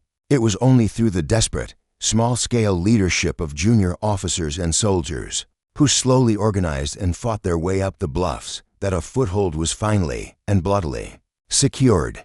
By the end of June 6, 1944, over 156,000 Allied troops were ashore in France. The Second Front was open, but the battle for Normandy and for France had only just begun. As the Allies broke out from the beaches, they entered a landscape that was perfectly suited for defense, and a nightmare for attackers. This was the bocage, the dense, ancient countryside of Normandy. The bocage was a patchwork quilt of small fields, separated not by fences, but by massive, centuries-old earthen mounds. These mounds, or hedgerows, were thick, tangled walls of earth, roots, and dense thorn bushes, often 10 to 15 feet high and strong enough to stop a tank.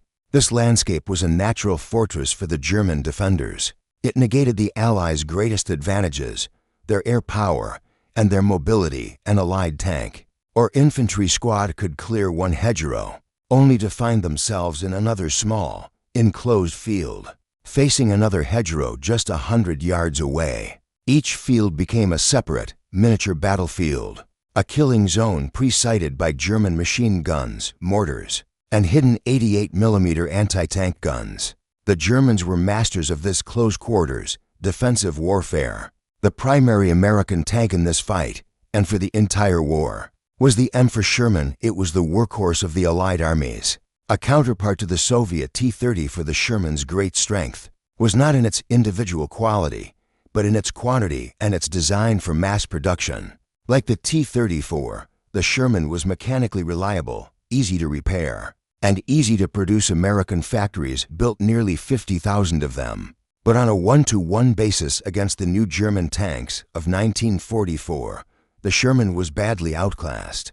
The Sherman's 75mm gun, which had been effective in 1942, could not penetrate the thick frontal armor of the German Tiger or the Panther tanks, but the Panther's long, high-velocity 75mm gun and the Tiger's 88mm gun could slice through the Sherman's thin armor from over a mile away. This disparity led to a grim nickname for the Sherman, the Ronson, after the cigarette lighter. Because of its tendency to burst into flames when hit, the Germans called them Tommy Cookers. In the hedgerow country, this weakness was magnified. German anti-tank guns or hidden tanks would wait in ambush, knowing the Sherman's gun was no threat to them, and would pick them off as they entered a new field. American tankers suffered terrible casualties in this period, and it took immense bravery to crew these tanks. To solve the problem of the hedgerows, American soldiers in the field invented their own solution. An ordnance sergeant named Curtis Cullen developed a device, the Rhino tank, by welding sharp steel tusks made from German beach obstacles onto the front of a Sherman. These Rhino tanks could now crash through the hedgerows rather than go and around them on the exposed roads.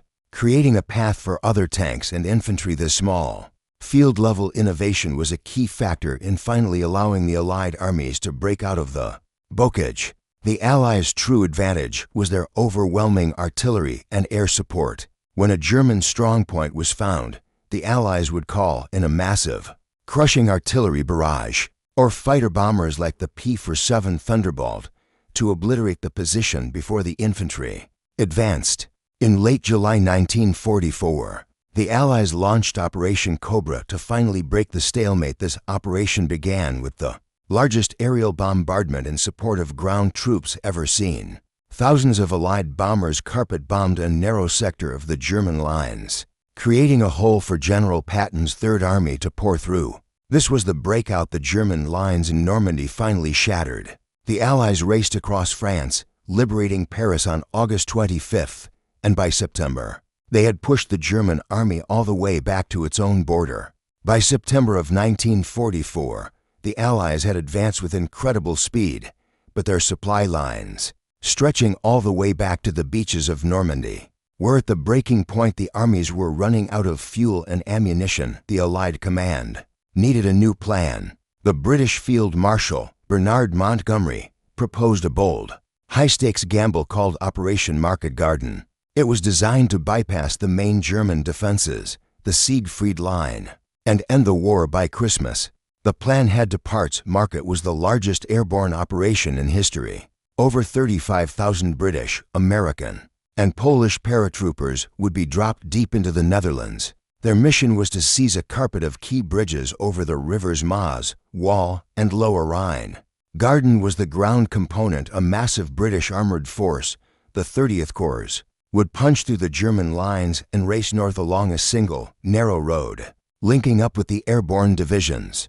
At each bridge, the final bridge was at the city of Arnhem, on the Lower Rhine. If it was captured, the Allies would have a gateway into the heart of Germany. On September 17, 1944, the operation began. The initial airborne drops were a stunning success. The American 101st Airborne captured the bridges at Eindhoven, and the 82nd Airborne captured the bridge at Nijmegen. The plan seemed to be working, but at the final objective, Arnhem, everything went wrong. The British 1st Airborne Division landed several miles from their bridge, and their light equipment, like jeeps, were lost in glider crashes unknown to Allied intelligence, to elite SS Panzer divisions. The 9th and 10th were refitting in the woods near Arnhem, and they reacted with stunning speed. The British paratroopers, armed with only light weapons, had to fight their way through heavy German tank and infantry resistance to reach the bridge. A small force, led by Lieutenant Colonel John Frost, managed to seize the northern end of the Arnhem Bridge, but they were quickly cut off and surrounded. Meanwhile, the Garden part of the operation, the ground advance, had stalled. The single road that the 30th Corps was using was narrow, elevated, and surrounded by soft, marshy ground. This made it a perfect killing ground for German ambushes. The German defenders simply blew up small bridges and set up anti-tank guns, creating bottlenecks that halted the entire British armored column for hours, and sometimes days. The ground forces fell desperately behind schedule. At Arnhem, Colonel Frost's surrounded men held the bridge for days. In a heroic and hopeless battle against tanks and artillery, their position became untenable, and they were finally overrun. The rest of the British 1st Airborne Division, trapped in a pocket at Oosterbeek, west of Arnhem, fought on for over a week. Hoping for the ground forces to arrive, they were pounded by artillery and constant attacks. After 9 days of brutal fighting, the operation was called off. The survivors, a shattered remnant of the division, were evacuated back across the river at night, under the cover of darkness. Of the 10,000 men of the British 1st Airborne who had landed at Arnhem, less than 2,000 returned. Operation Market Garden was a failure. The bridge at Arnhem was, as one general famously said, a bridge too far. After the failure of Market Garden, the war on the Western Front settled into a brutal, grinding fight in the mud and cold of autumn 1944. The Allies were pushing into Germany itself, fighting through the thick Hürtgen forest and against the Siegfried Line. The Allied command and the troops on the front line believed the German army was broken. A spent force, Incapable of launching any major offensive, this belief was a critical mistake. Adolf Hitler, in a last, desperate gamble, decided to launch a massive, surprise counteroffensive. He believed he could split the American and British armies, recapture the vital port of Antwerp, and force the Western Allies to sign a separate peace, allowing him to focus on the Soviet Union. He secretly amassed a huge force of over 100,000 men and nearly 1,000 tanks. Including his best remaining SS Panzer divisions, he chose the Ardennes Forest, the same wooded, hilly region where he had launched his surprise attack on France in 1940. The area was a quiet sector held by thin, exhausted, and inexperienced American divisions. On December 16, 1944, the German attack began under the cover of thick fog and winter weather, which grounded the all-powerful Allied Air Force. The offensive achieved total surprise, punching a massive bulge into the American lines. The American soldiers, caught completely off guard, were either overrun, captured, or forced into a desperate, chaotic retreat in the confusion. A special German unit led by Otto Skorzeny, dressed in American uniforms, drove American jeeps behind the lines, cutting telephone wires and changing road signs to spread panic. The primary German objective was to push west, but their advance was held up at key small towns and crossroads that were stubbornly defended by isolated American units. One of the most critical of these towns was Bastogne, a vital road hub in Belgium. The American 101st Airborne Division, the Screaming Eagles, were rushed into Bastogne by truck just hours before the Germans surrounded at the 101st, along with elements of other armored and infantry units, found themselves completely cut off, low on ammunition, and freezing in the bitter cold. The Germans, knowing they had to take the town to continue their advance, hammered it with artillery and attacks. They eventually sent a delegation to the American commander, General Anthony McAuliffe, demanding his surrender. McAuliffe's famous one-word reply, which electrified the defenders, was nuts. The weather finally broke on December 23. The clouds cleared, and the Allied Air Force returned to the skies in overwhelming numbers. They began to relentlessly pound the German tank columns, which were now exposed and running out of fuel. At the same time, General Patton's Third Army, in a brilliant logistical feat, turned his entire army 90 degrees and raced north to break the siege of Bastogne. His tanks reached the town on December 26th. The German offensive had run out of steam. They had failed to capture Bastogne, and their armored spearheads had been stopped, literally running out of fuel just miles from their objectives. The Battle of the Bulge was the largest and bloodiest battle ever fought by the United Army. It cost over 80,000 American casualties, but it was a decisive Allied victory. Hitler had thrown his last reserves into this one offensive, and they had been utterly destroyed. The German army in the West was now truly broken, with no reserves left to defend the homeland.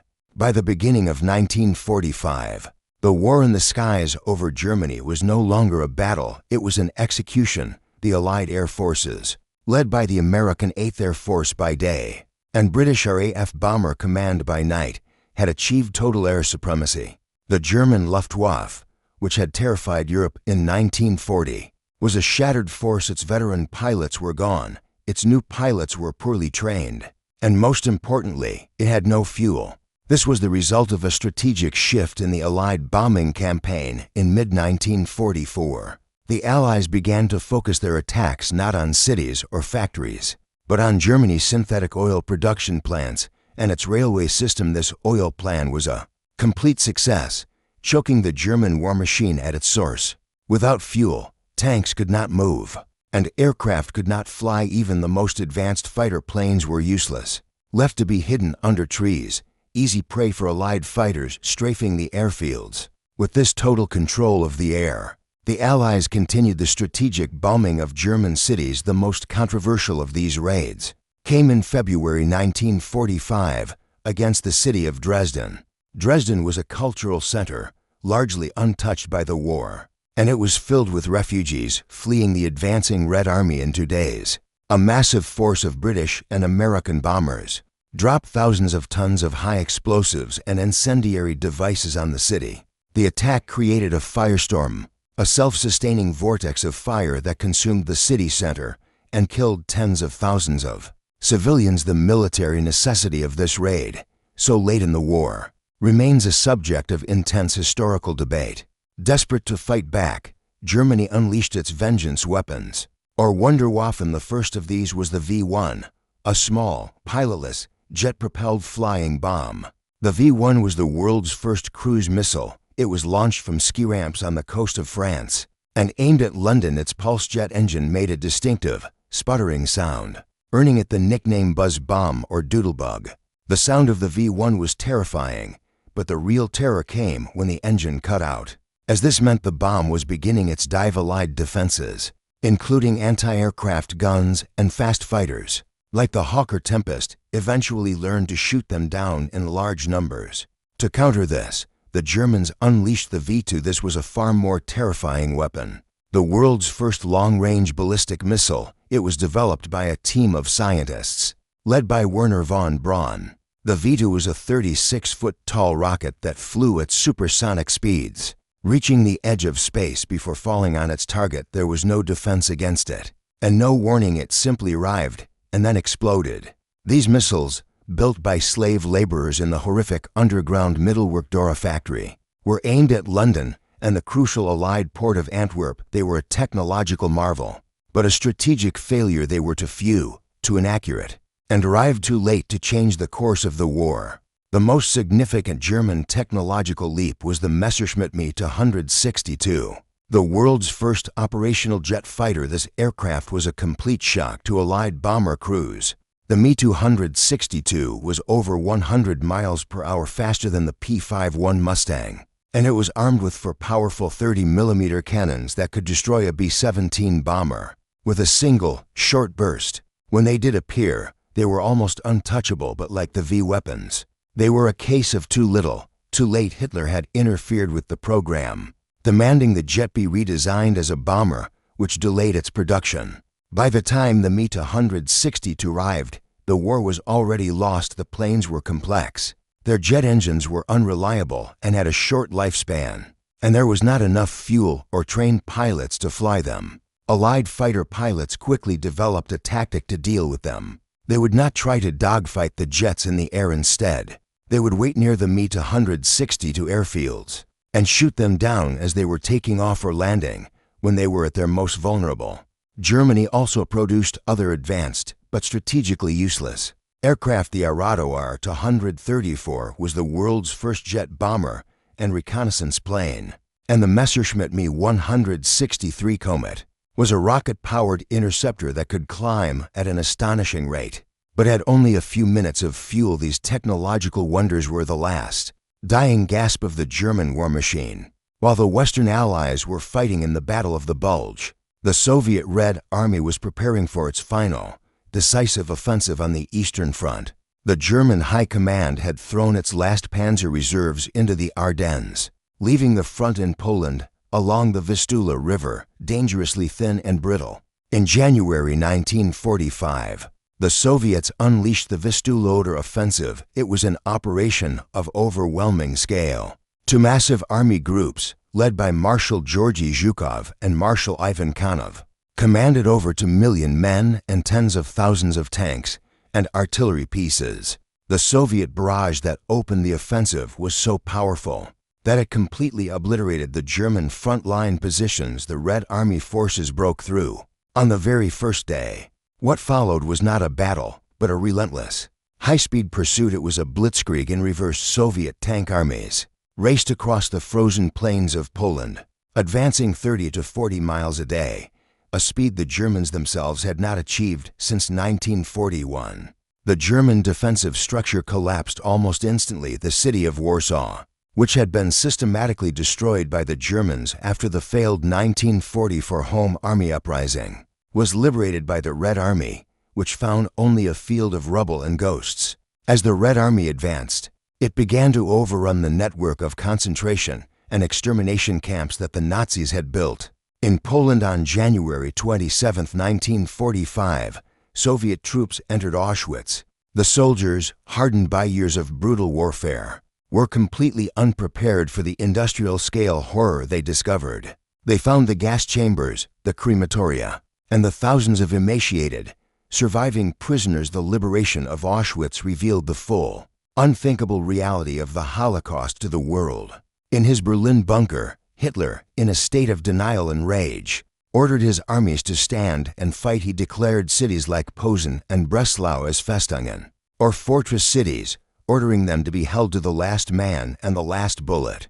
This strategy was useless. The Red Army, in its relentless drive west, simply bypassed these fortress cities, leaving a smaller force behind to encircle and destroy them. While the main armored spearheads continued their race toward Germany, the offensive was one of the fastest and most decisive of the entire war. In less than 3 weeks, the Red Army had advanced over 300 miles, from the Vistula River in central Poland to the Oder River, the last major geographic barrier before Berlin. Zhukov's lead units were now just 40 miles from the German capital itself. The war in the east was, for all practical purposes, over. The Red Army paused at the Oder, not because of German resistance, but to rest, resupply, and secure its flanks before launching the final, symbolic assault on the capital of the Third Reich. The final battle of the Second World War in Europe was the Battle of Berlin in April 1945. The city was a ruin, already destroyed by months of Allied bombing, and now it was the final fortress of the Nazi regime. The Western Allies, the Americans and the British, had crossed the Rhine River in the west and were racing across Germany, but General Eisenhower, the supreme Allied commander, made a crucial decision. He would not race the Soviets to Berlin. He knew the city was a symbolic, not a military, objective, and that it would cost hundreds of thousands of casualties to take it. It had already been designated as part of the Soviet occupation zone. In the post-war agreements at the Yalta Conference, he ordered his armies to halt at the Elbe River and leave the capture of Berlin to the Red Army. Stalin, by contrast, saw Berlin as the ultimate prize. He wanted the red banner to fly over the Reichstag, the German parliament building. In time for the May 1st May Day celebrations, he created a rivalry between his two best generals, Marshal Zhukov and Marshal Konov, encouraging them to race each other to the city's center. The Soviets assembled an overwhelming force for the attack. Over 2.5 million soldiers, 6,000 tanks, and 40,000 artillery pieces were gathered for the assault on the city and its surrounding defenses. The German defenders were a pathetic, patchwork army. They consisted of a few exhausted Wehrmacht and SS divisions, supplemented by old men from the Volkssturm, or People's Militia, and young boys from the Hitler Youth, some as young as 12, armed with simple anti-tank weapons. The last major defensive line before the city was the Silo Heights, a ridge overlooking the Oder River. German General Gotthard Heinrici conducted a skillful defense, inflicting massive casualties on Zhukov's forces. Zhukov, in a hurry to beat Konov, launched a massive, frontal night assault, using 143 searchlights to blind the German defenders. The plan backfired, as the beams reflected off the morning mist, perfectly silhouetting the attacking Soviet soldiers for the German gunners. After 3 days of brutal, desperate fighting, the German line at Silo finally broke under the sheer weight of the Soviet attack. The Red Army had punched its last hole in the German defenses, and the road to Berlin was open. Zhukov's and Konov's armies then encircled the city, trapping the last of the defenders and Hitler himself. The battle for the city was Stalingrad in reverse, a brutal, street-by-street, building-by-building fight. The Germans called it the Rattenkrieg, the Rat War. The Soviets brought their heavy artillery into the city, firing point-blank into buildings to clear them. They fought their way through the rubble, in the subway tunnels, and toward the government district in the center. The symbolic heart of the battle was the fight for the Reichstag building. After days of close-quarters combat, Soviet soldiers fought their way to the roof on the evening of April 30th, 1945. To Soviet soldiers, in a staged and now iconic photograph, raised the Soviet flag over the ruined parliament building.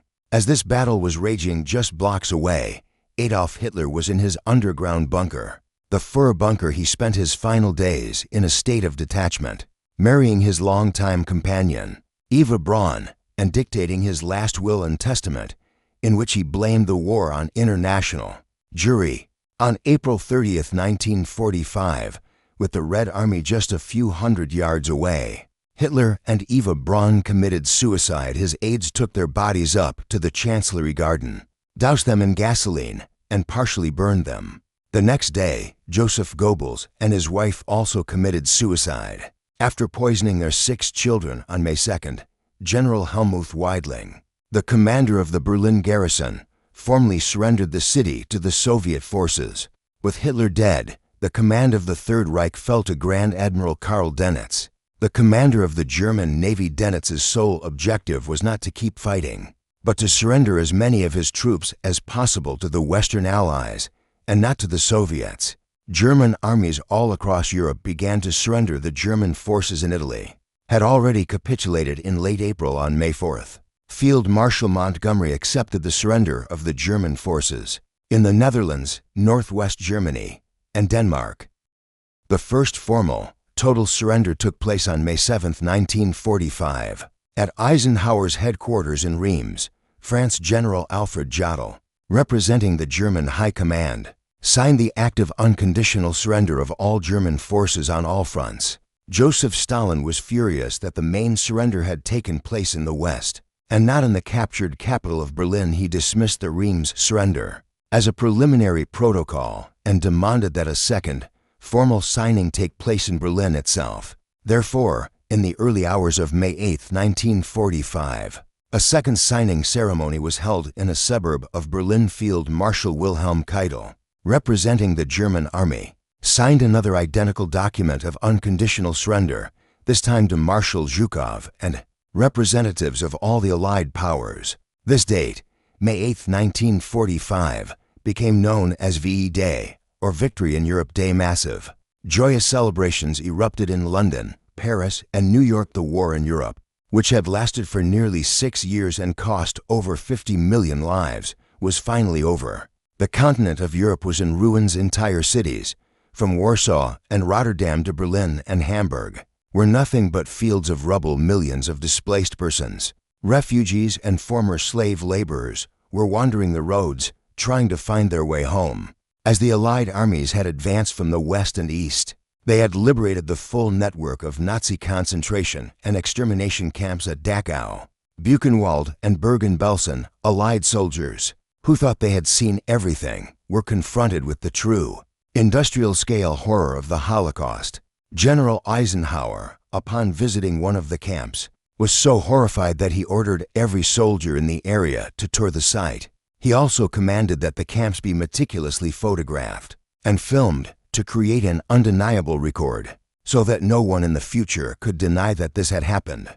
In July 1945, the leaders of the Big Three Allied powers met at the Potsdam Conference. In a palace just outside the ruins of Berlin. The participants were new President Harry Truman, who had taken over after Roosevelt's death in April, Clement Attlee, who had replaced Winston Churchill as Britain's Prime Minister, and Joseph Stalin. At this conference, they made the final decisions on the post-war world. They agreed to the joint occupation and demilitarization of Germany, which would be divided into 4 zones: American, British, French, and Soviet. The city of Berlin, deep inside the Soviet zone, was also to be divided into 4 sectors. This division, which was intended to be temporary, soon became permanent. The ideological and political tensions between the Soviet Union and the Western Allies were already clear. The end of the Second World War in Europe was also the quiet, unstated beginning of the new, 50-year conflict that would become known as the Cold War. We come now to the terrible chapter of the Second World War. By 1945, the Empire of Japan was defeated, but it was not yet willing to surrender. Its navy was at the bottom of the ocean. Its air force was a shadow, and its cities were cut off from all supplies by a total American naval blockade. To this point, the war in the Pacific had been defined by a strategy of island hopping, but now, the Allies had a new weapon, a long-range strategic bomber of immense power, the Boeing B-29 Superfortress.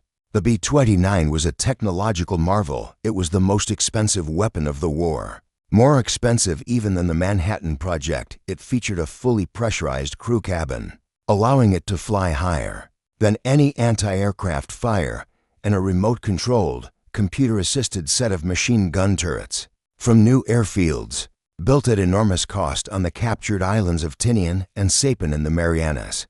The B-29s began a high-altitude, daylight, precision bombing campaign against Japanese factories. This initial campaign was a failure. The bombers were flying in the jet stream, a fast, high-altitude river of wind that made their bomb sights completely inaccurate, with most bombs missing their targets.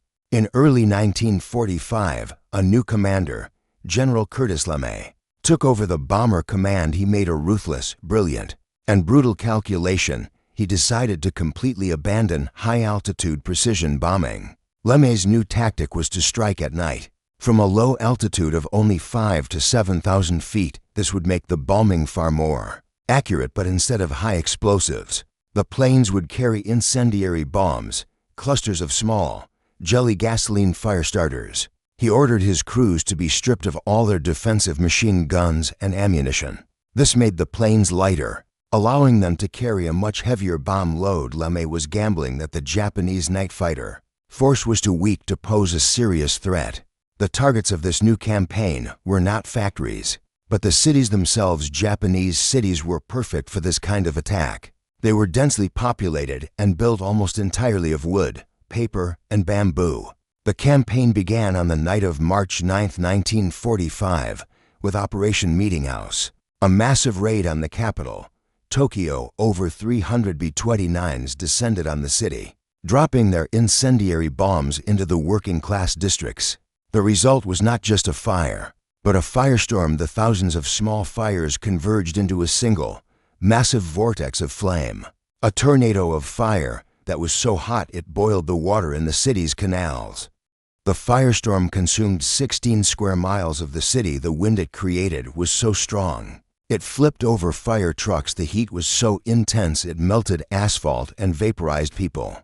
Operation Meeting House was the single most destructive air raid in all of human history. In one night, over 100,000 people were killed, more than were initially killed at either Hiroshima or Nagasaki. Over 1 million were left homeless. This raid was not a one-time event. LeMay's firebombing campaign continued relentlessly across Japan. Over the next 5 months, this low-level incendiary campaign destroyed over 60 other Japanese cities, burning their industrial and civilian centers to the ground. This was the reality of the war against Japan before the atomic bomb was ever used. While the firebombing campaign was destroying Japan from the air, a second, far more secret, and far more terrible weapon was being prepared. It was the result of a top-secret race that had begun years earlier. In 1939, a group of scientists, including Albert Einstein, had sent a letter to President Franklin Roosevelt. They warned him that Nazi Germany was likely conducting research into building an atomic weapon using the new science of nuclear fission, and they urged the United States to do the same. Roosevelt authorized the program, which eventually became the Manhattan Project. This was a top-secret industrial and scientific enterprise. Given the highest possible priority and a virtually unlimited budget, it was placed under the command of U.S. Army General Leslie Groves, a demanding and brilliant administrator. Groves, in turn, selected the physicist J. Robert Oppenheimer to be the scientific director of the project. Oppenheimer, a theoretical physicist from Berkeley, was tasked with assembling the greatest scientific minds of the day and solving the problem of how to build the bomb. The project was a vast, secret empire within the United States. The government built entire cities from scratch, hidden from the public. At Oak Ridge, Tennessee, a secret city of 75,000 people was built to enrich uranium, using giant collutron racetracks and gaseous diffusion plants. At Hanford, in Washington State, a second secret city was built around giant, industrial-scale nuclear reactors. Their sole purpose was to irradiate uranium slugs and create a new, man-made element, plutonium.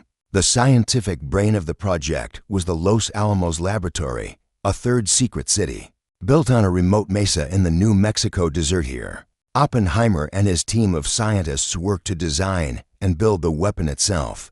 The team faced two major challenges. As there were two paths to a bomb, the first path used uranium-235, the rare isotope separated at Oak Ridge. This material could be used in a relatively simple gun-type device, where one piece of uranium was fired into another, creating a critical mass. This was the design for the bomb that would be codenamed Little Boy. The second path used plutonium, which was made at Hanford, but the scientists discovered that plutonium could not be used in a gun-type bomb. It was too unstable and would detonate prematurely. This forced the Los Alamos team to invent a completely new and far more complex solution. This was the implosion device here. A hollow sphere of plutonium was surrounded by a perfect sphere of high explosives. Like a soccer ball, the explosives, when detonated with perfect, simultaneous timing, would crush the plutonium core into a critical mass, triggering the nuclear chain reaction. This was the design for Fat Man. Because the implosion design was so complex, it had to be tested on July 16, 1945, in the New Mexico desert, at a site codenamed Trinity. The first ever atomic device, a plutonium bomb, was detonated. The explosion was a success, vaporizing the steel tower it sat on and creating a blinding flash of light. Brighter than a dozen suns, the shockwave was felt for over 100 miles, and it produced the first terrifying mushroom cloud. Oppenheimer, watching the test, famously recalled a line from the Hindu scripture, "Now I am become death, the destroyer of worlds." The atomic age had begun. President Harry Truman, who had taken over after Roosevelt's death in April, was informed of the successful Trinity test while he was at the Potsdam Conference with Stalin and the other Allied leaders. From Potsdam, on July 26, 1945, the Allies issued the Potsdam Declaration. This was a final ultimatum to Japan. It demanded unconditional surrender of all Japanese armed forces, and it warned that the alternative was prompt and utter destruction. The Japanese government, deadlocked between a civilian faction that wanted peace and a military faction that vowed to fight to the last man, chose to ignore the ultimatum. They hoped that the Soviet Union, which was still officially neutral, might help them negotiate better terms. Truman, seeing the ultimatum rejected and facing the casualty estimates for the planned invasion of Japan, estimates that ran into the hundreds of thousands of Americans, authorized the use of the new weapon. He believed it was the only way to end the war quickly and save lives. The mission was given to the 509th Composite Group, a B-9 unit that had been training in secret for this one mission. Based on the island of Tinian on August 6, 1945, AB-29, named the Enola Gay, piloted by Colonel Paul Tibbets, took off from Tinian. It carried Little Boy, the uranium gun-type bomb. The primary target was Hiroshima, a major industrial and military city that had been deliberately spared from the firebombing raids, so it could serve as a clean target to measure the power of the bomb. At 8:15 in the morning, Little Boy was dropped from 31,000 feet. It detonated 1,900 feet above the city with a force of 15,000 tons of TNT in a single blinding flash. The city was destroyed. An estimated 70,000 to 80,000 people were killed instantly, with tens of thousands more dying later from burns and radiation sickness. News of the attack stunned the Japanese government, but the military faction still refused to surrender, arguing that the Americans could not possibly have more than one such weapon. Then, on August 9, 1945, two more devastating blows fell. First, as they had promised at the Yalta Conference, the Soviet Union declared war on Japan and launched a massive 1 million-man invasion of Japanese-held Manchuria. The Japanese Kwantung Army, once a proud force, was instantly annihilated. Just hours later, a second B-29, named Boxcar and piloted by Major Charles Sweeney, took off from Tinian carrying Fat Man, the plutonium implosion bomb. Their primary target was the city of Kakura, but it was obscured by clouds and smoke. The plane diverted to its secondary target, the port city of Nagasaki.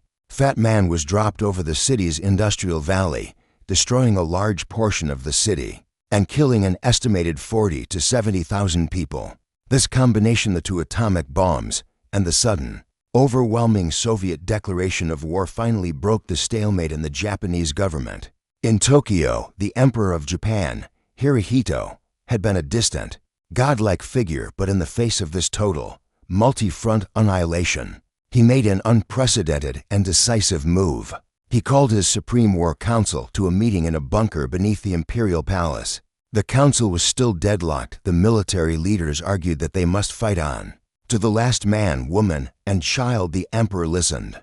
And then he spoke. He told them he could not bear to see his people suffer any longer, and that they must bear the unbearable. He had decided to accept the Allied terms for surrender. This decision was a massive shock to the military. A group of hardline, junior army officers, believing the emperor had been betrayed by his civilian advisors, attempted to stage a coup on the night of August 14th. They intended to seize the imperial palace, find and destroy the recording of the emperor's surrender speech, and continue the war. The coup failed, as senior military leaders refused to join them. The ringleaders, seeing their plan had failed, committed suicide.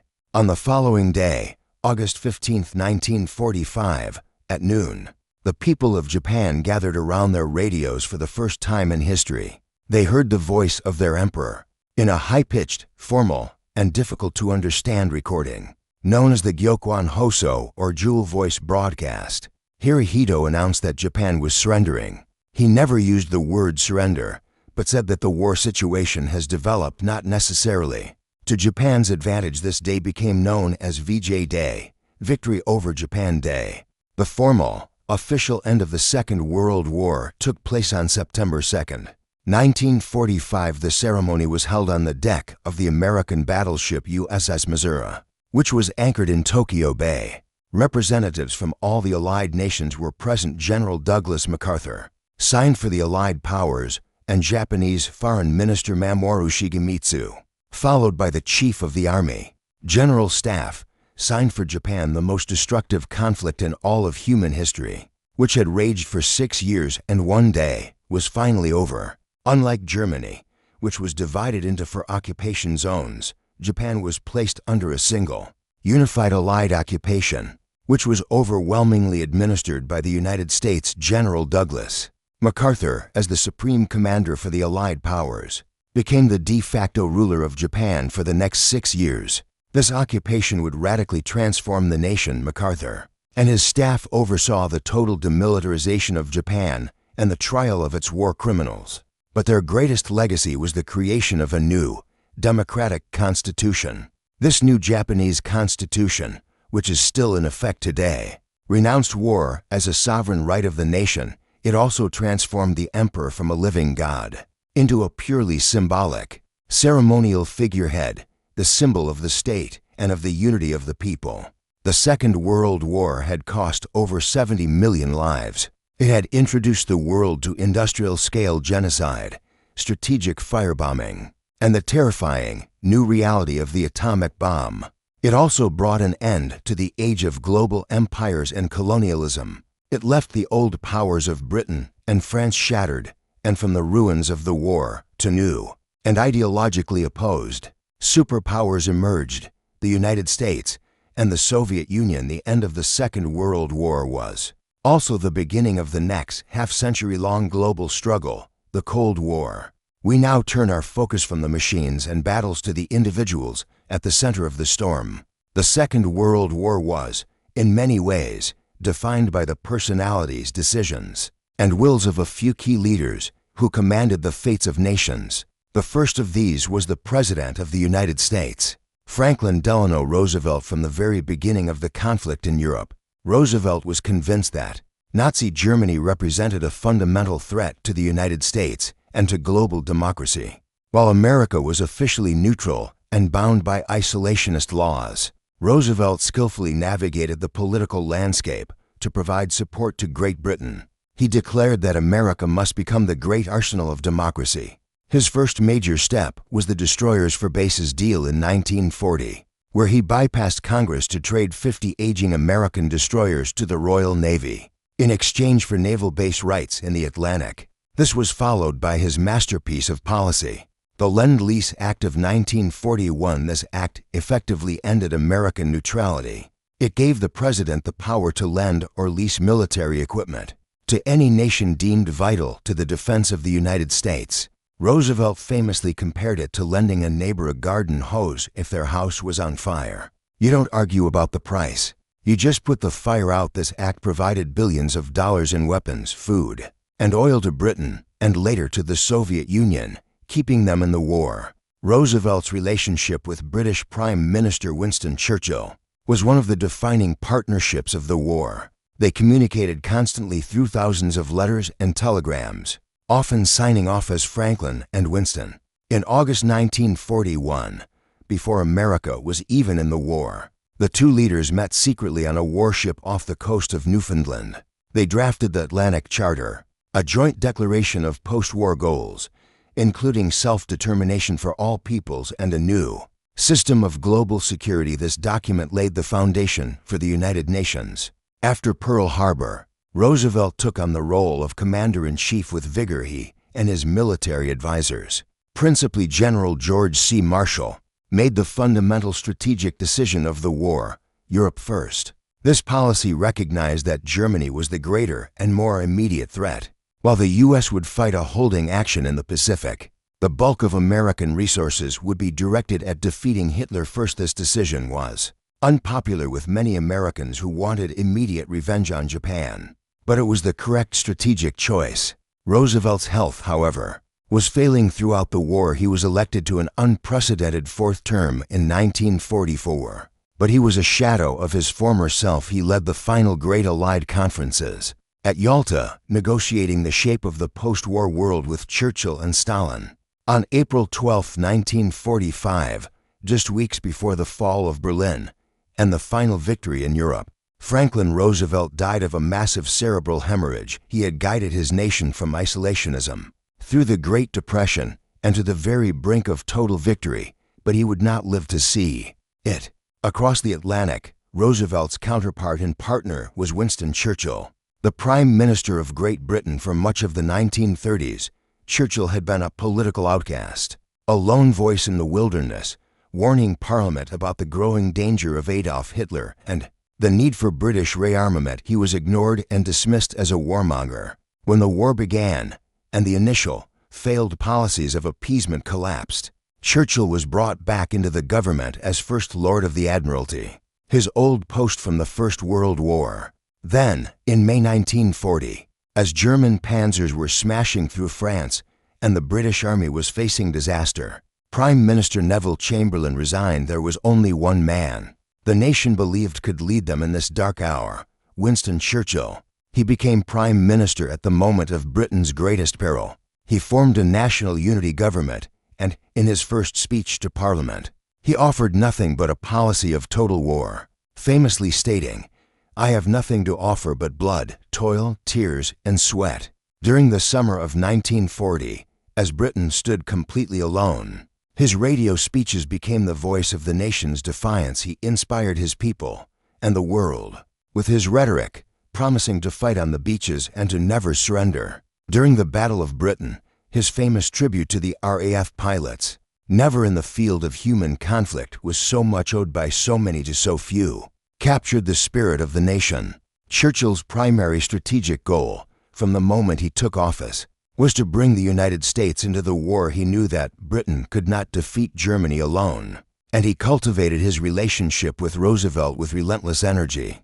As a war leader, Churchill was tireless, opinionated, and often difficult. He involved himself in every aspect of the war, from grand strategy to the design of new weapons. He was a proponent of the soft underbelly strategy, advocating for the invasions of North Africa and Italy, which he believed was the best way to attack Germany. This often brought him into conflict with his American allies, who, along with Stalin, pushed for a direct, cross-channel invasion of France as soon as possible. Churchill, haunted by the memory of the trenches of World War I, feared a premature invasion would lead to a catastrophic slaughter. He was also a key figure in the Big Three conferences, meeting with Roosevelt and Stalin at Tehran, Yalta, and finally at Potsdam to shape the war and the post-war world. He was a complex figure, a staunch defender of democracy and a fierce opponent of tyranny, but also a staunch defender of the British Empire. He deeply distrusted Joseph Stalin, and as the war was ending, he was already warning of the Iron Curtain that was descending across Europe. In a stunning political twist, in the middle of the Potsdam Conference in July 1945, Churchill's Conservative Party was voted out of office the British people. While grateful for his wartime leaders, HIP wanted to build a new, post-war society, and they turned to the Labour Party to do it. Churchill, the man who had won the war, was now out of power. The second member of the Big Three was the absolute dictator of the Soviet Union, Joseph Stalin. Stalin's leadership was defined by paranoia, brutality, and a strategic vision that was both deeply flawed and ultimately successful. Stalin's pre-war actions had catastrophically weakened his own country in the late 1930s. He had conducted the Great Purge, a campaign of terror that resulted in the execution or imprisonment of his best and most experienced military leaders, including Marshal Mikhail Tukhachevsky. Then, in 1939, Stalin shocked the world by signing the Molotov-Ribbentrop Pact with Nazi Germany. This non-aggression pact was a deeply cynical deal, in which the two dictators secretly agreed to carve up Poland and Eastern Europe between them. When Hitler launched Operation Barbarossa in June 1941, Stalin was in a state of total shock and denial. He had received countless warnings from his own spies and even from Churchill, but he had dismissed them all, believing Hitler would not attack. As the German army annihilated his unprepared forces, Stalin had a nervous breakdown and retreated to his dacha for several days, but he returned, and he took absolute control of the Soviet war effort as the supreme commander. Stalin's leadership was ruthless. He implemented a scorched earth policy, ordering that anything that could not be evacuated, factories, grain, livestock, must be destroyed to deny it to the enemy. He also authorized the incredible, mass evacuation of entire industries, moving them by train to the Ural Mountains. His most famous and terrible decree was Order No. 227. Issued during the desperate days of Stalingrad, it was known by its famous slogan, "Not one step back." This order stated that any soldier who retreated without authorization was to be shot on sight by blocking detachments of the secret police, the NKVD. Stalin ruled by terror, but he was also a pragmatic learner. He had no military background, but he learned to listen to his talented generals, most notably Georgy Zhukov, the man who had saved Moscow and would eventually conquer Berlin. At the Allied conferences, Stalin was a tough and shrewd negotiator. He had one unbending objective: to secure his western borders and create a buffer zone of friendly communist states in Eastern Europe to protect Russia from any future invasion. He was an ally of convenience for Roosevelt and Churchill, but there was no real trust between them. Stalin successfully pressured the Western allies to open the Second Front in France, to relieve the immense pressure on the Red Army, which was doing the vast majority of the fighting and dying. By 1945, Stalin was the master of Eastern Europe. His armies had paid for the victory with over 25 million Soviet lives, an almost incomprehensible number at Yalta and Potsdam. He used this sacrifice and the Red Army's presence to ensure that his vision of a post-war, Soviet-dominated Eastern Europe would become a reality. The final and central figure of the European war was the German Chancellor and Führer, Adolf Hitler. As the supreme commander of the armed forces, Hitler's leadership was the driving force behind Germany's early victories and the direct cause of its total destruction. In the early war, Hitler's generals were often in awe of him. His high-risk, unconventional plans had worked perfectly. His 1940 invasion of France, going through the impassable Ardennes forest, had been a stunning success that defied all traditional military wisdom. These early victories reinforced his belief in his own military genius and his contempt for his professional, aristocratic generals, whom he distrusted. He began to believe he was infallible. This infallibility complex led to the first of his disastrous, strategic errors. In May 1940, he issued the halt order at Dunkirk, stopping his panzers and allowing the British Army to escape. This decision was driven, in part, by his belief that the Luftwaffe alone, led by his loyal subordinate Hermann Goering, could destroy the trapped army. His greatest single error was the invasion of the Soviet Union in 1941. He and his high command were convinced the Soviet state was a rotten structure that would collapse in a few months. This underestimation of his enemy was fatal. As the war turned against him, His interference in military operations became more and more disastrous. His primary, unbending order was no retreat. He would forbid his generals from making tactical withdrawals to more defensible lines, demanding that every inch of ground be held. This rigid, hold at all costs policy was what led directly to the annihilation of the Sixth Army at Stalingrad. The army was trapped, but Hitler forbade its commander, General Paulus, from attempting a breakout, condemning 300,000 of his best soldiers to death or capture. After the failed July 20th assassination plot in 1944, where a group of officers led by Claus von Stauffenberg attempted to kill him with a bomb, Hitler's paranoia became absolute. He purged the army of thousands of officers, trusting only his most loyal Nazi followers, like Heinrich Himmler. In the final, desperate months of the war, Hitler's leadership devolved into pure fantasy. He would move ghost armies around on the map in his Berlin bunker, divisions that had been destroyed weeks earlier or had no fuel to move.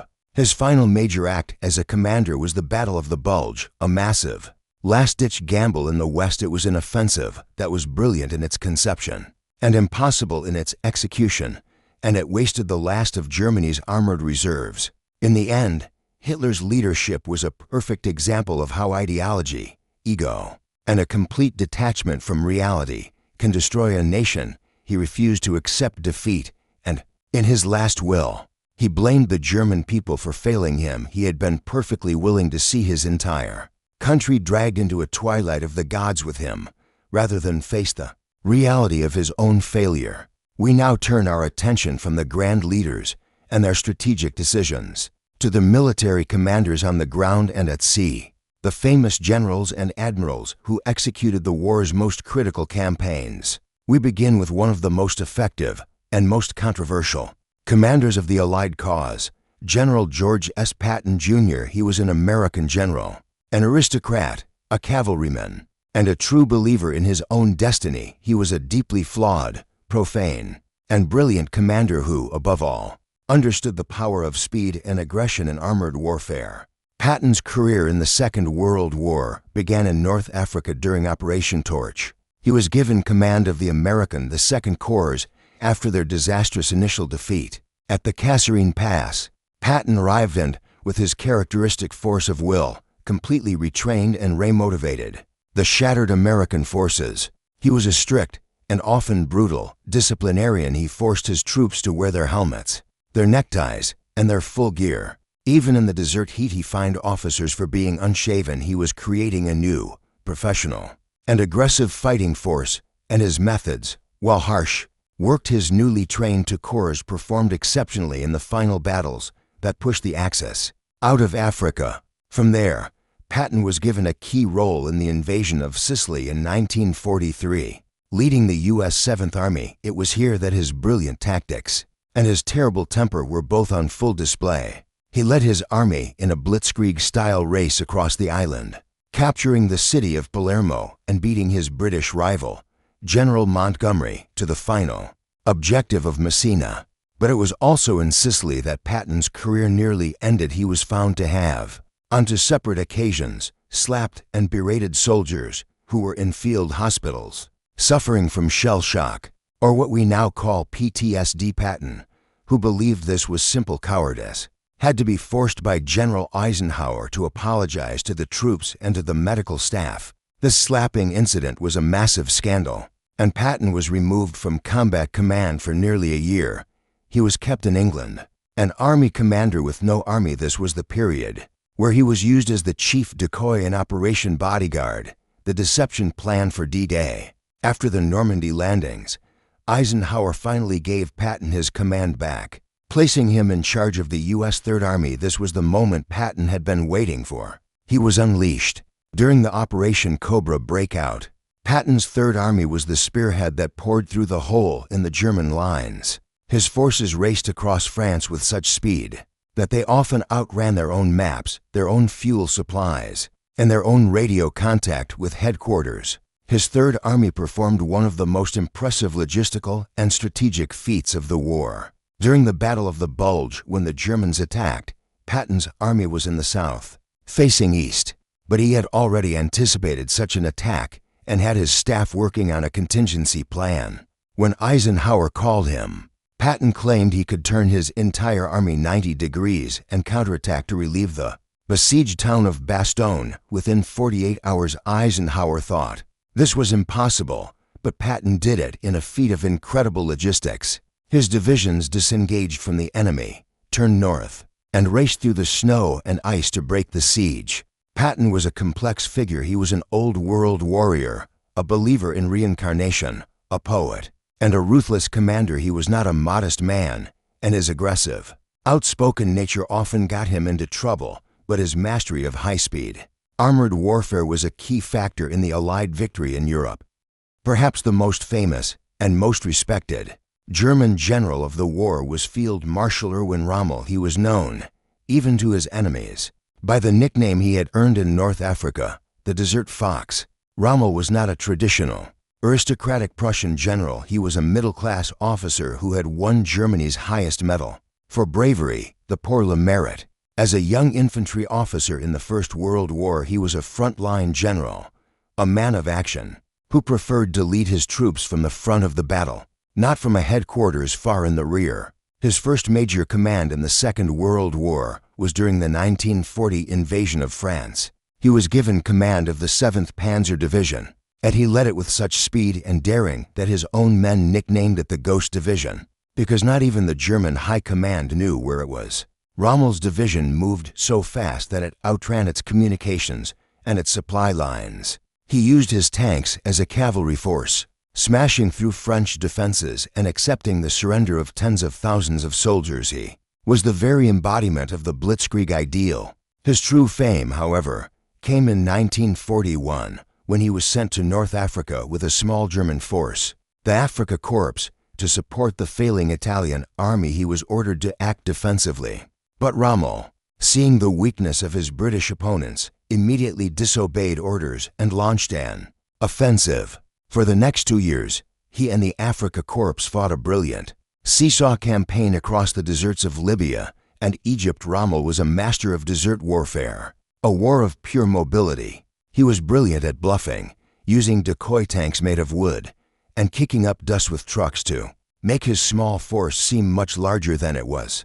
He led from the front, often flying a small Stork reconnaissance plane to scout the enemy lines himself, or riding in the lead command tank. His victories at Tobruk and Gazala made him a legend in Germany and a bogeyman for the Allies. However, Rommel's brilliance was also his weakness. His obsession with tactics and his aggression often made him ignore the larger strategic and logistical picture. He constantly outran his supply lines, which were being strangled by the British Royal Navy in the Mediterranean. He was finally and decisively defeated at the Second Battle of El Alamein in late 1942. He was facing a new and far more methodical British general, Bernard Montgomery, who had an overwhelming superiority in men, tanks, and, most importantly, supplies. Rommel's overextended army was shattered. After the collapse in Africa, Hitler's trust in him was shaken, but he was still seen as Germany's best defensive general. In late 1943, he was given the task of inspecting and then commanding the Atlantic Wall, the defenses meant to stop the inevitable Allied invasion of France. Rommel was shocked by how weak the defenses were. He worked tirelessly to improve them, planting millions of mines, building thousands of concrete bunkers, and placing sharp, angled obstacles, known as Rommel's asparagus, in fields to destroy Allied gliders. He disagreed strongly with his superiors on how to defeat the invasion. He believed the Allies must be defeated on the beaches. In the first 24 hours, he knew that if they established a foothold, Germany's lack of air support and the Allies' overwhelming material superiority would make victory impossible. He famously told his aide, "The first 24 hours of the invasion will be decisive. The fate of Germany depends on the outcome. For the Allies, as well as Germany, it will be the longest day." When D-Day happened, Rommel was, by a terrible twist of fate, in Germany. Celebrating his wife's birthday, he raced back to the front. But his prediction had been correct. The Allies were ashore. Just weeks later, on July 17, 1944, Rommel's staff car was strafed by a British Spitfire. He was severely wounded. But his greatest danger was yet to come. 3 days later, the failed July 20th plot to assassinate Hitler took place. The plotters had named Rommel as a potential new leader for Germany. Though his actual involvement is still debated, when the plot failed, Rommel's name came up.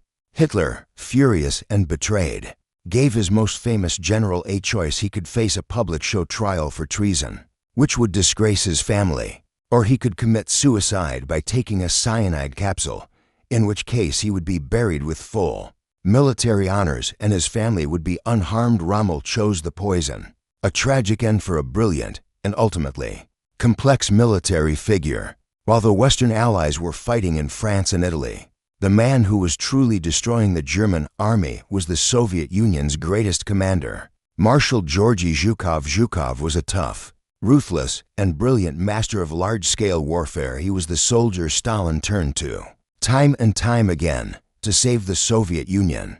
Zhukov's early career was in the cavalry, but he quickly became a student of tank warfare. In 1939, he commanded the Soviet forces at the Battle of Khalkhingal, a large, undeclared border war against the Japanese Empire in Mongolia. In this battle, Zhukov conducted a perfect double envelopment, a blitzkrieg style of warfare that the Germans were about to make famous. He encircled and annihilated the Japanese Sixth Army. It was a stunning, modern victory that proved his mastery of combined arms warfare. When the Germans invaded in 1941, Stalin, in a panic, called Zhukov to Moscow. He was made the chief of the general staff, and he was the one man who was not afraid to speak the truth to Stalin, often at great personal risk. Zhukov was sent to every critical breaking point on the front. In September 1941, he was flown into the besieged city of Leningrad and given command. He brutally and effectively stabilized the collapsing front, saving the city from capture. Then, in October, as the Germans were at the gates of Moscow, Stalin called him back to lead the city's defense. Zhukov organized the desperate, last-ditch defense of the capital, and then he secretly amassed a large strategic reserve. In December 1941, in the bitter cold, Zhukov unleashed this reserve in a massive counteroffensive that threw the frozen, exhausted German army back from the capital. It was the first time the German blitzkrieg had been stopped, and it was Zhukov who had done it. His next, and perhaps greatest, achievement was at Stalingrad. While another general was defending the city itself, Zhukov, along with Marshal Vasilevsky, was quietly planning the counterstroke, Operation Uranus. Zhukov was the coordinator of the massive, secret buildup of over 1 million men on the flanks of the German Sixth Army. The resulting pincer movement, which trapped and destroyed the entire German army, was his masterpiece. It was the turning point of the war. Zhukov's method of war was brutal, and it reflected the Soviet system. He believed in mass, in overwhelming the enemy with sheer, concentrated force in artillery, tanks, and men. He was willing to accept staggering, almost inhuman, casualty rates to achieve his objectives. He was as ruthless with his own men as he was with the enemy. He led the final, great offensives of the war. He was the co-architect of the Battle of Kursk, the largest tank battle in history, where he correctly predicted the German plan and built the massive, layered defenses that broke the back of the Panzer Force.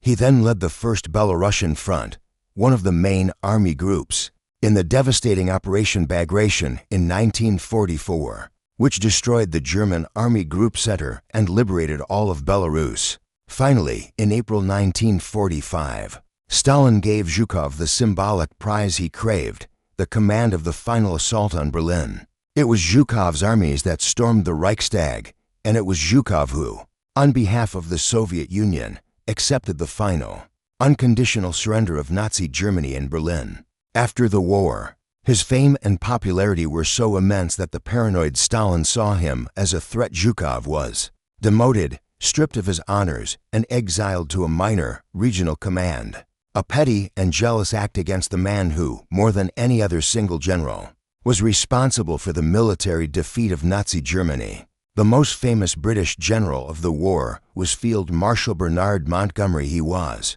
in many ways, the polar opposite of his American rival, George Patton Montgomery was not a dashing, aggressive risk-taker. He was a slow, methodical, and meticulous planner. Known to his troops as Monty, he was an eccentric, vain, and often abrasive man. He was supremely self-confident, and he had very little patience for his superiors or his allies. But he was also a master of the set-piece battle, where he would gather overwhelming strength, plan every detail, and then execute his attack with near-perfect precision. Montgomery's great moment came in 1942, when Churchill appointed him to lead the British Eighth Army in North Africa. This was the army that had been repeatedly defeated and pushed back across the desert by Rommel. When Montgomery took command, he found a force that was demoralized and beaten. He immediately put a stop to all talk of retreat.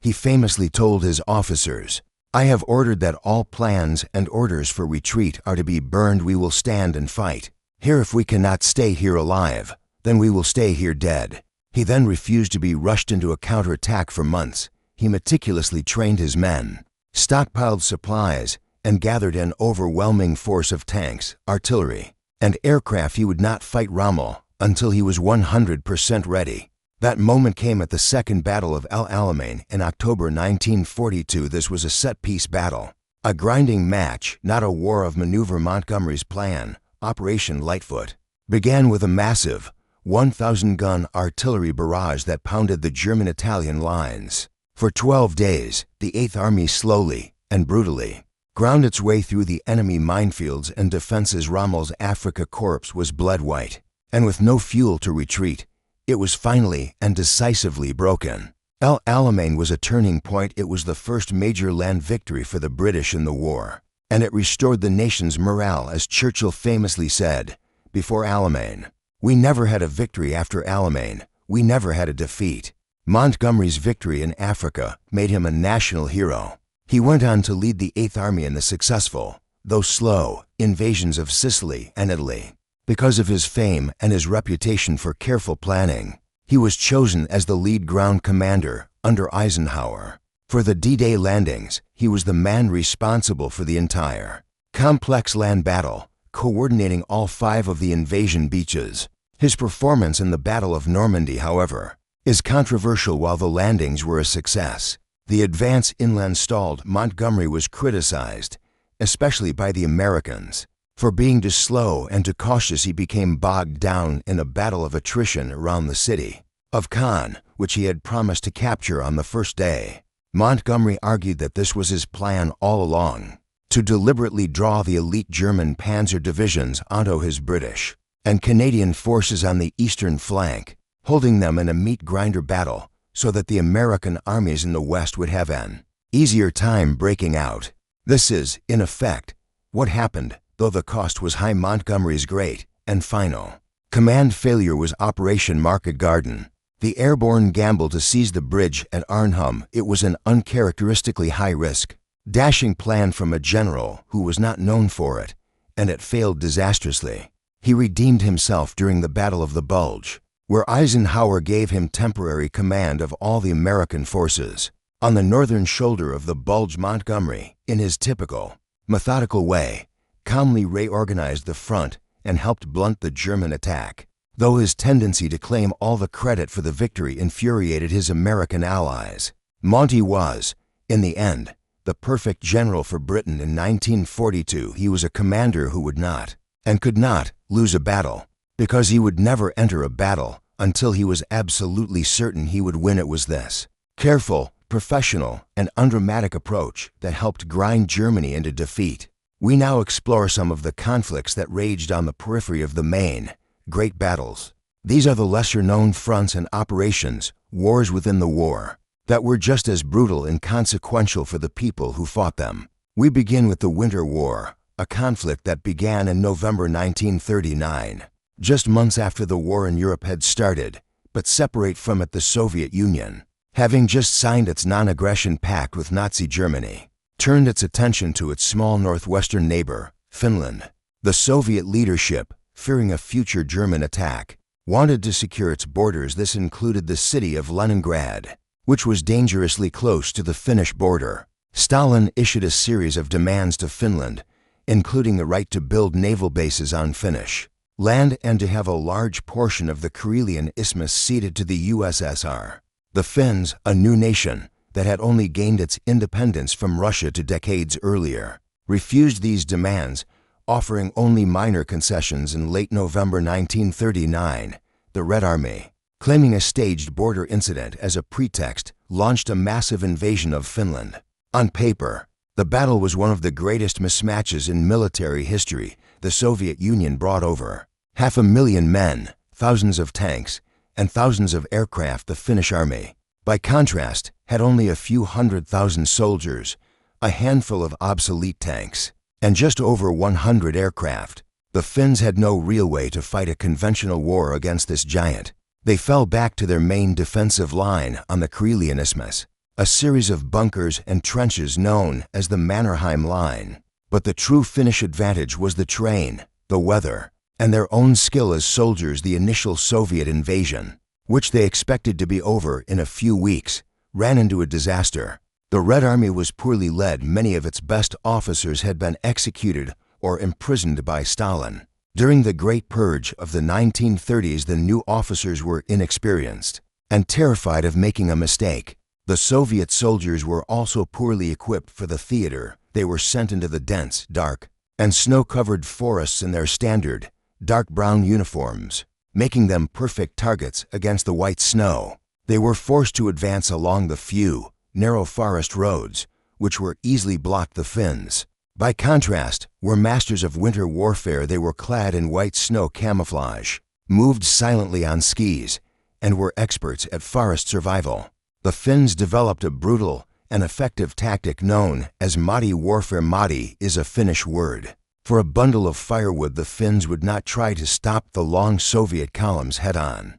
Instead, a small unit of Finnish ski troops would ambush the column, destroy a tank at the front and a truck at the rear, blocking the road and trapping the entire unit.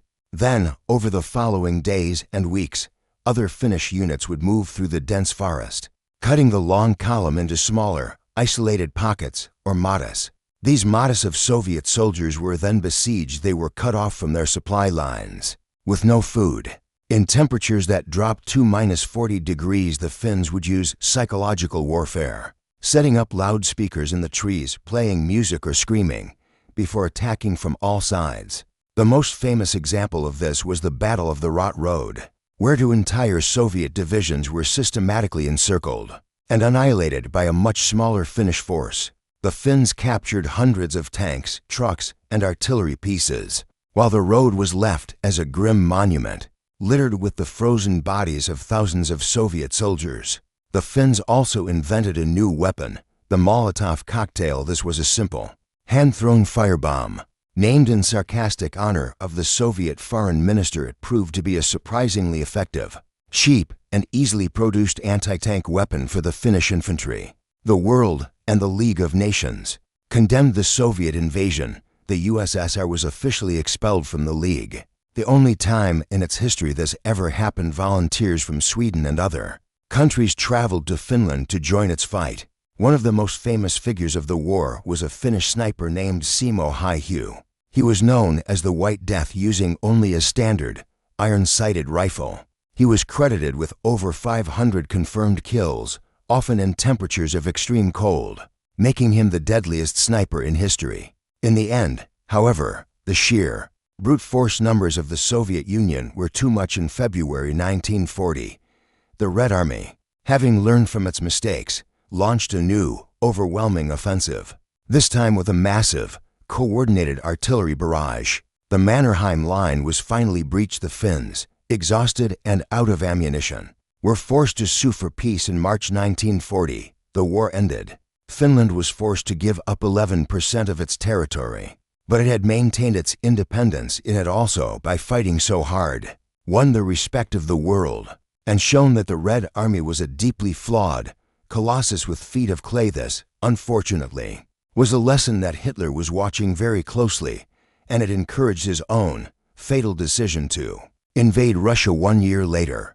While the war in Europe is often associated with France and Russia, one of the earliest and most unique theaters of the war was the vast, empty desert of North Africa, when Italy, led by Benito Mussolini, declared war on Britain and France in June 1940. It opened a new front. Italy had a large colony in Libya, which bordered the British-controlled nation of Egypt and the vital Suez Canal. Mussolini dreamed of a new Roman Empire and ordered his commander in Libya, Marshal Graziani, to invade Egypt and capture the Suez Canal in September 1940. Graziani, at the head of a massive army of nearly 250,000 men, crossed the border. The British force defending Egypt, the Western Desert Force led by General Archibald Wavell, was tiny by comparison, numbering only around 36,000 men, but Graziani's advance was timid. He moved his army just 60 miles into Egypt to a town called Sidi Barani, and then he stopped there. His men built a series of fortified camps and waited, their leader apparently terrified of overextending his supply lines. General Wavell saw an opportunity. He and his brilliant field commander, General Richard O'Connor, planned a daring counterattack. It was codenamed Operation Compass. The plan, which was only intended to be a 5-day raid, was to send the British 7th Armored Division, the Desert Rats, on a wide, secret hook through a supposedly impassable gap in the desert. This move would bring them in behind the Italian camps.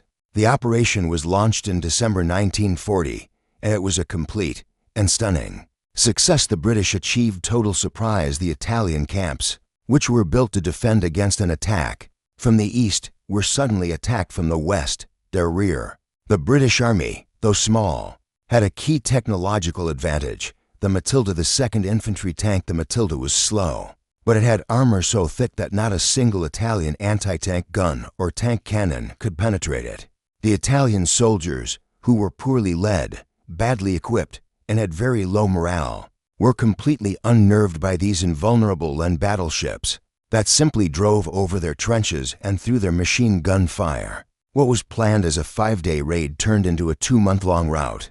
The Italian army completely collapsed. The British 7th Armored Division raced across the desert, chasing the retreating Italians and capturing key fortresses like Bardia and the vital port of Tobruk. The Desert Rats performed incredible feats of endurance, advancing hundreds of miles across the harsh terrain, often low on fuel and water, their tanks on the verge of breakdown. The climax of the operation came at Beta Fam, a small, fast-moving column from the 7th Armored, in a final dash, managed to get ahead of the last retreating remnants of the entire Italian 10th Army, cutting their only road of escape. The result was a Stalingrad in the desert. The Italian army, with its long column of tanks, trucks, and artillery, was completely trapped, and it surrendered en masse. The final numbers of Operation Compass are among the most lopsided. In military history, O'Connor's tiny force of 36,000 men had advanced 500 miles, destroyed 10 Italian divisions, and taken over 130,000 prisoners. The British had suffered less than 2,000 casualties in the entire campaign. The Italian army in North Africa had, for all practical purposes, ceased to exist. The victory was so total that it stunned even the British, but it could not be followed up.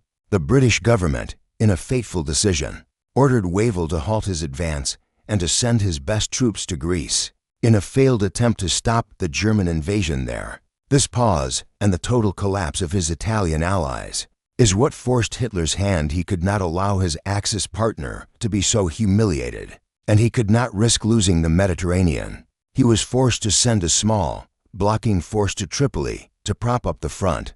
That small force was the Afrika Korps, and the general he sent to command it was Erwin Rommel. This would begin the real Desert War, the famous 2-year duel between the Afrika Korps and the British, a fight that had only been made necessary by this forgotten, stunning, and total British victory. A vast, complex, and often overlooked theater of the war was the CBI, which stood for China, Burma, and India. This was a sprawling, brutal conflict that was, in many ways, 3 separate wars in one. The war in China had been raging long before the rest of the world was involved. Japan's full-scale invasion in 1937 had bogged down into a brutal stalemate. The Chinese nationalist government, led by Chiang Kai-shek, had retreated inland to its new capital, Chongqing. This government was almost entirely cut off from the world, supplied only by a single, treacherous, and winding mountain road. The Burma Road. This road, which ran from the port of Rangoon in British-controlled Burma over the mountains to China, was its only lifeline. When Japan attacked Pearl Harbor, it also simultaneously invaded Southeast Asia in 1942. Japanese forces invaded and conquered Burma, a stunning and rapid victory that resulted in a humiliating defeat for the British. The capture of Burma was a strategic disaster. As it cut the Burma Road, this meant the only way to supply China was by air. This led to the creation of one of the most dangerous aerial supply routes of the war, flying the hump. The hump was the nickname for the air route over the eastern Himalayas. American and British transport planes, mostly C-47s, had to fly from bases in India over the roof of the world to resupply the Chinese forces. They flew in unpressurized cabins.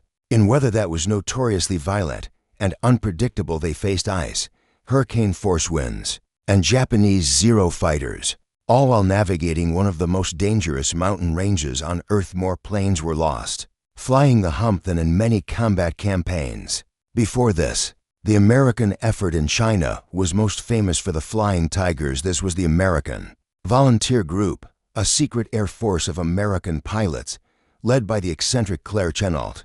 They were technically civilians, flying for the Chinese government before America was in the war, flying their shark-toothed P-4O Warhawk fighters. They fought a desperate, outnumbered battle against the Japanese Air Force, becoming a symbol of hope and resistance.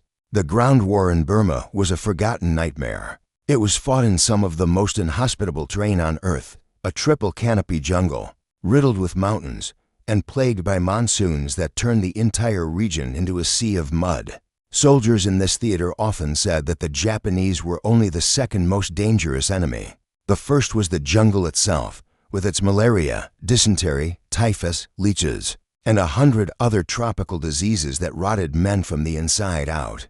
The British Indian Army that had been defeated in 1942 was rebuilt by a brilliant commander, General William Slim. His forgotten 14th Army was a multinational force of British, Indian, and African soldiers, and it was the largest single army in the entire Second World War. Slim was a new kind of general. He understood that the key to victory in the jungle was not just tactics, but logistics and morale. He ensured his men were supplied by air, and he used new drugs like atabrine to combat malaria. He also authorized the creation of new long-range penetration groups, or LRPGs, known as the Chindits. These were special forces, led by the eccentric Ord Wingate, who were inserted deep behind Japanese lines to disrupt communications and supply. The American equivalent of this was Merrill's Marauders, a U.S. Army unit that fought a brutal 5-month campaign through the Burmese jungle, suffering from disease and near starvation while fighting a much larger,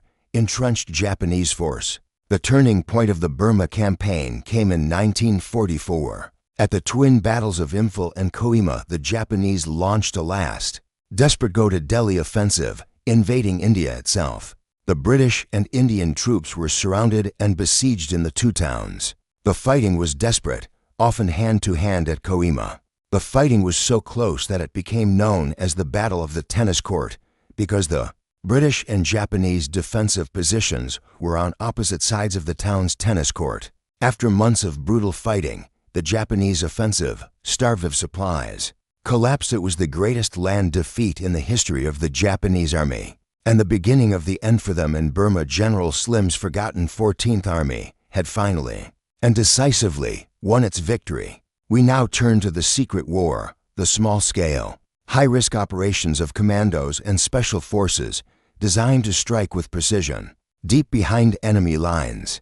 Perhaps the most perfect and most influential of these raids happened in the first hours of the 1940 invasion of France. This was the German glider assault on Fort Ebenemeil in Belgium. Ebenemeil was a massive, modern fortress. Considered the most powerful in the world, it was a Concritan steel land battleship that controlled the bridges over the Albert Canal, and it was thought to be impregnable. A conventional attack would take weeks and cost thousands of lives. The Germans, however, planned a revolutionary solution. A small, elite unit of only 85 paratroopers, or Fallschirmjäger, led by Captain Walter Koch, would not attack the fort from the ground, they would land on top of it. On May 10, 1940, these men, known as Sturmabteilung Koch, were towed into the air in 11 DFS-230 gliders. They were released in total silence and landed on the grassy roof of the fortress, completely surprising the Belgian garrison. But the true secret to their success was a new weapon, the hollow charge, or shaped charge. This was a new kind of explosive, designed to focus its blast into a single, white-hot jet of metal, capable of penetrating the thickest steel and concrete. The paratroopers used these charges to surgically destroy the fort's steel observation domes and artillery turrets. They were like hornets, landing on the back of a giant and stinging it to death. In just a few hours, this tiny handful of men had neutralized a fortress of over 1,200 soldiers. The raid was a stunning success. It opened the path for the German panzers to cross the bridges and pour into Belgium, beginning the blitzkrieg that would conquer France. It was the first special forces operation of the war, and it showed the world what a small, well-trained, and well-equipped unit could achieve. The British learned this lesson well after their army was ejected from the continent at Dunkirk. Winston Churchill ordered the creation of a new force, the Commandos. These were small, volunteer units, trained for amphibious, butcher, and bolt raids on the German-occupied coast. Their most famous and most costly operation was the Saint-Nazaire raid in 1942. Codenamed Operation Chariot, the objective was the massive Normandy dry dock at the port of Saint-Nazaire on the coast of France. This was the only dock on the Atlantic coast large enough to service the German battleship Tirpitz. The British reasoned that if they destroyed the dock, the Tirpitz would never risk sailing into the Atlantic, where it could ravage the Allied convoys. The plan was audacious and almost suicidal. The old First World War destroyer, HMS Campbelltown, was stripped down and packed with 4 tons of high explosives. Hidden in a concrete casing in its bow, it was disguised to look like a German torpedo boat. It was to be rammed at high speed into the main gate of the dry dock. At the same time, commandos, landing from small motor launches, would swarm the port, destroying the pumping stations and other key machinery. In March 1942, the raid was launched. The Campbelltown, flying a German flag, managed to sail miles up the river estuary, bluffing its way through German coastal defenses. Before it was finally identified, under a hail of fire, the ship's commander rammed the Campbelltown directly into the dry dock gate. The commandos landed and began their demolition work, fighting a pitched battle in the streets of the town. The cost was enormous. Most of the small motor launches were destroyed, and most of the commandos were killed or captured. Of the 600 men on the raid, only 200 returned. But the mission was a total success. The next day, the time-fused explosives in the Campbelltown's bow detonated with a massive blast. It completely destroyed the dock, and a group of high-ranking German officers who were on board inspecting the prize. The dock was not repaired for the rest of the war. Finally, no story of special operations is complete without Hitler's favorite commando, the tall, scar-faced SS officer, Otto Skorzeny. His most famous mission was the rescue of Benito Mussolini in 1943. After the Allies invaded Sicily, the Italian government had deposed Mussolini and imprisoned him at a remote, mountaintop hotel at Gran Sasso, a ski resort that was only accessible by a single cable car. Hitler, loyal to his fellow dictator, ordered Skorzeny to find and rescue him. A conventional attack was impossible. Skorzeny, along with a force of German paratroopers, planned another daring, high-risk glider raid. They landed their gliders on the tiny, rocky plateau next to the hotel, completely surprising the Italian guards, who were so stunned they offered no resistance. Skorzeny walked in, found Mussolini, and announced, "Deuce, the Fuhrer has sent me to set you free." They then had to escape in a tiny, overloaded Stork reconnaissance plane that had landed in the same tiny space. It was a dramatic, propaganda-perfect operation that cemented Skorzeny's reputation as the most daring special operations man in Europe. Thank you so much for watching this video till the end. If you want to see more World War content, make sure to subscribe and hit the bell icon.